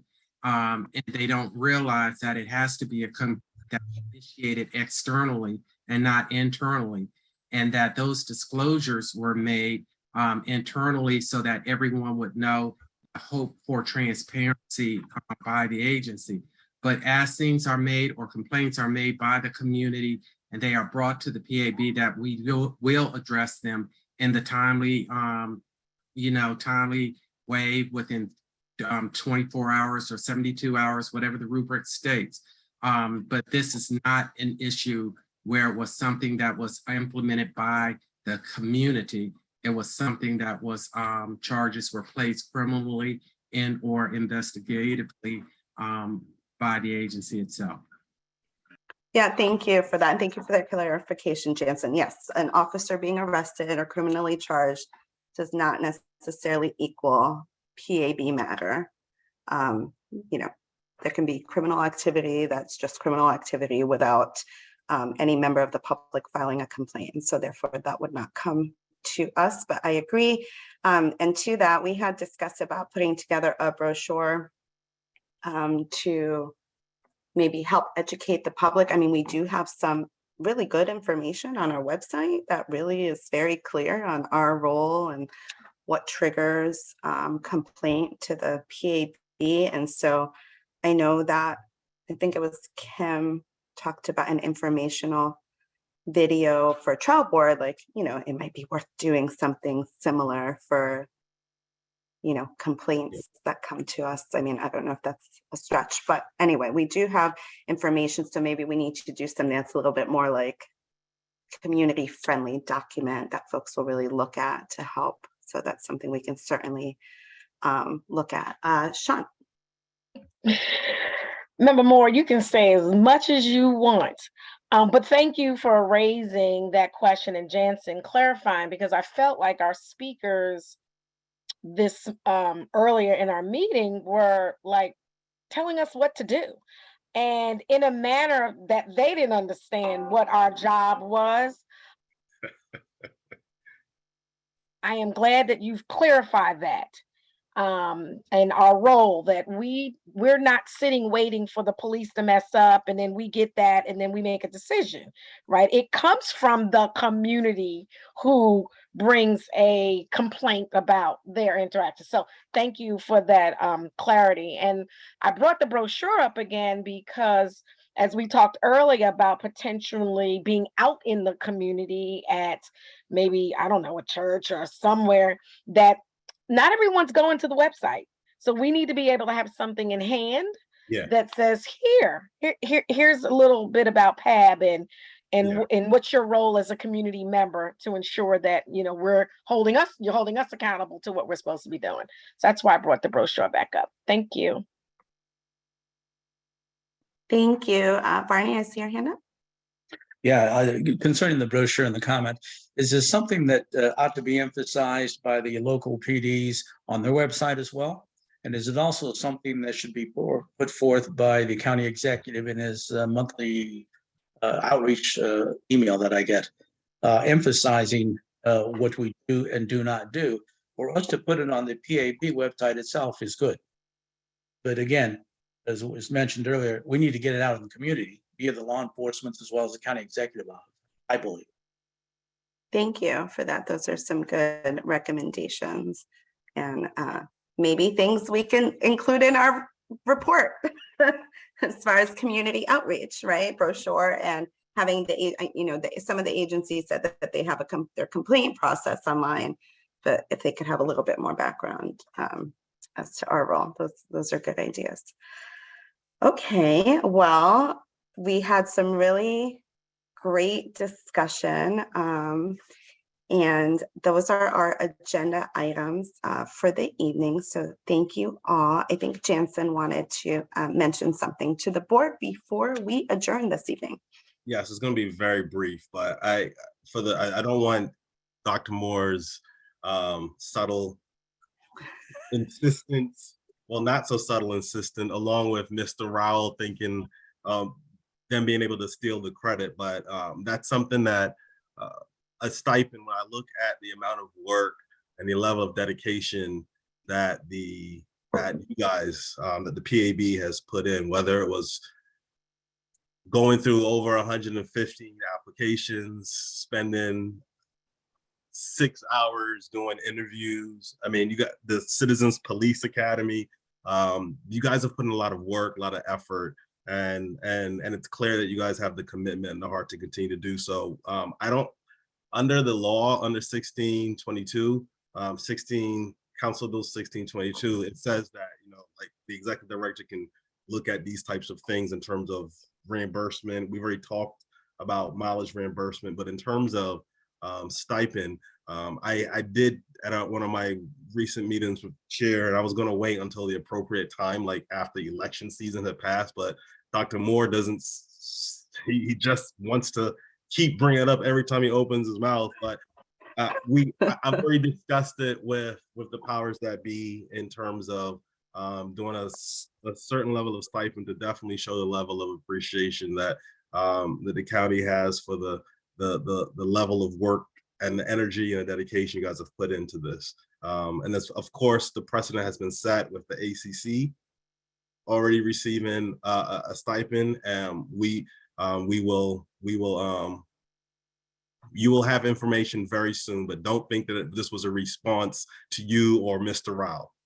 That's all. Have a good night. I can vouch for that. Yes, this is something that Jansen said he had been looking into, and so thank you for that update. We appreciate your research and your advocacy, and nobody's more excited than Kenny. Maybe he can bring cookies. He already brought cookies. He needs to bring cookies. All right. Well, thank you so much for that. Thank you again, everyone, for such a wonderful, thoughtful, substantive discussion on all of our items on the agenda this evening. Thank you again for our guests who came from the community, who came and spoke to us. And we will see you at the next meeting in November. Have a good evening.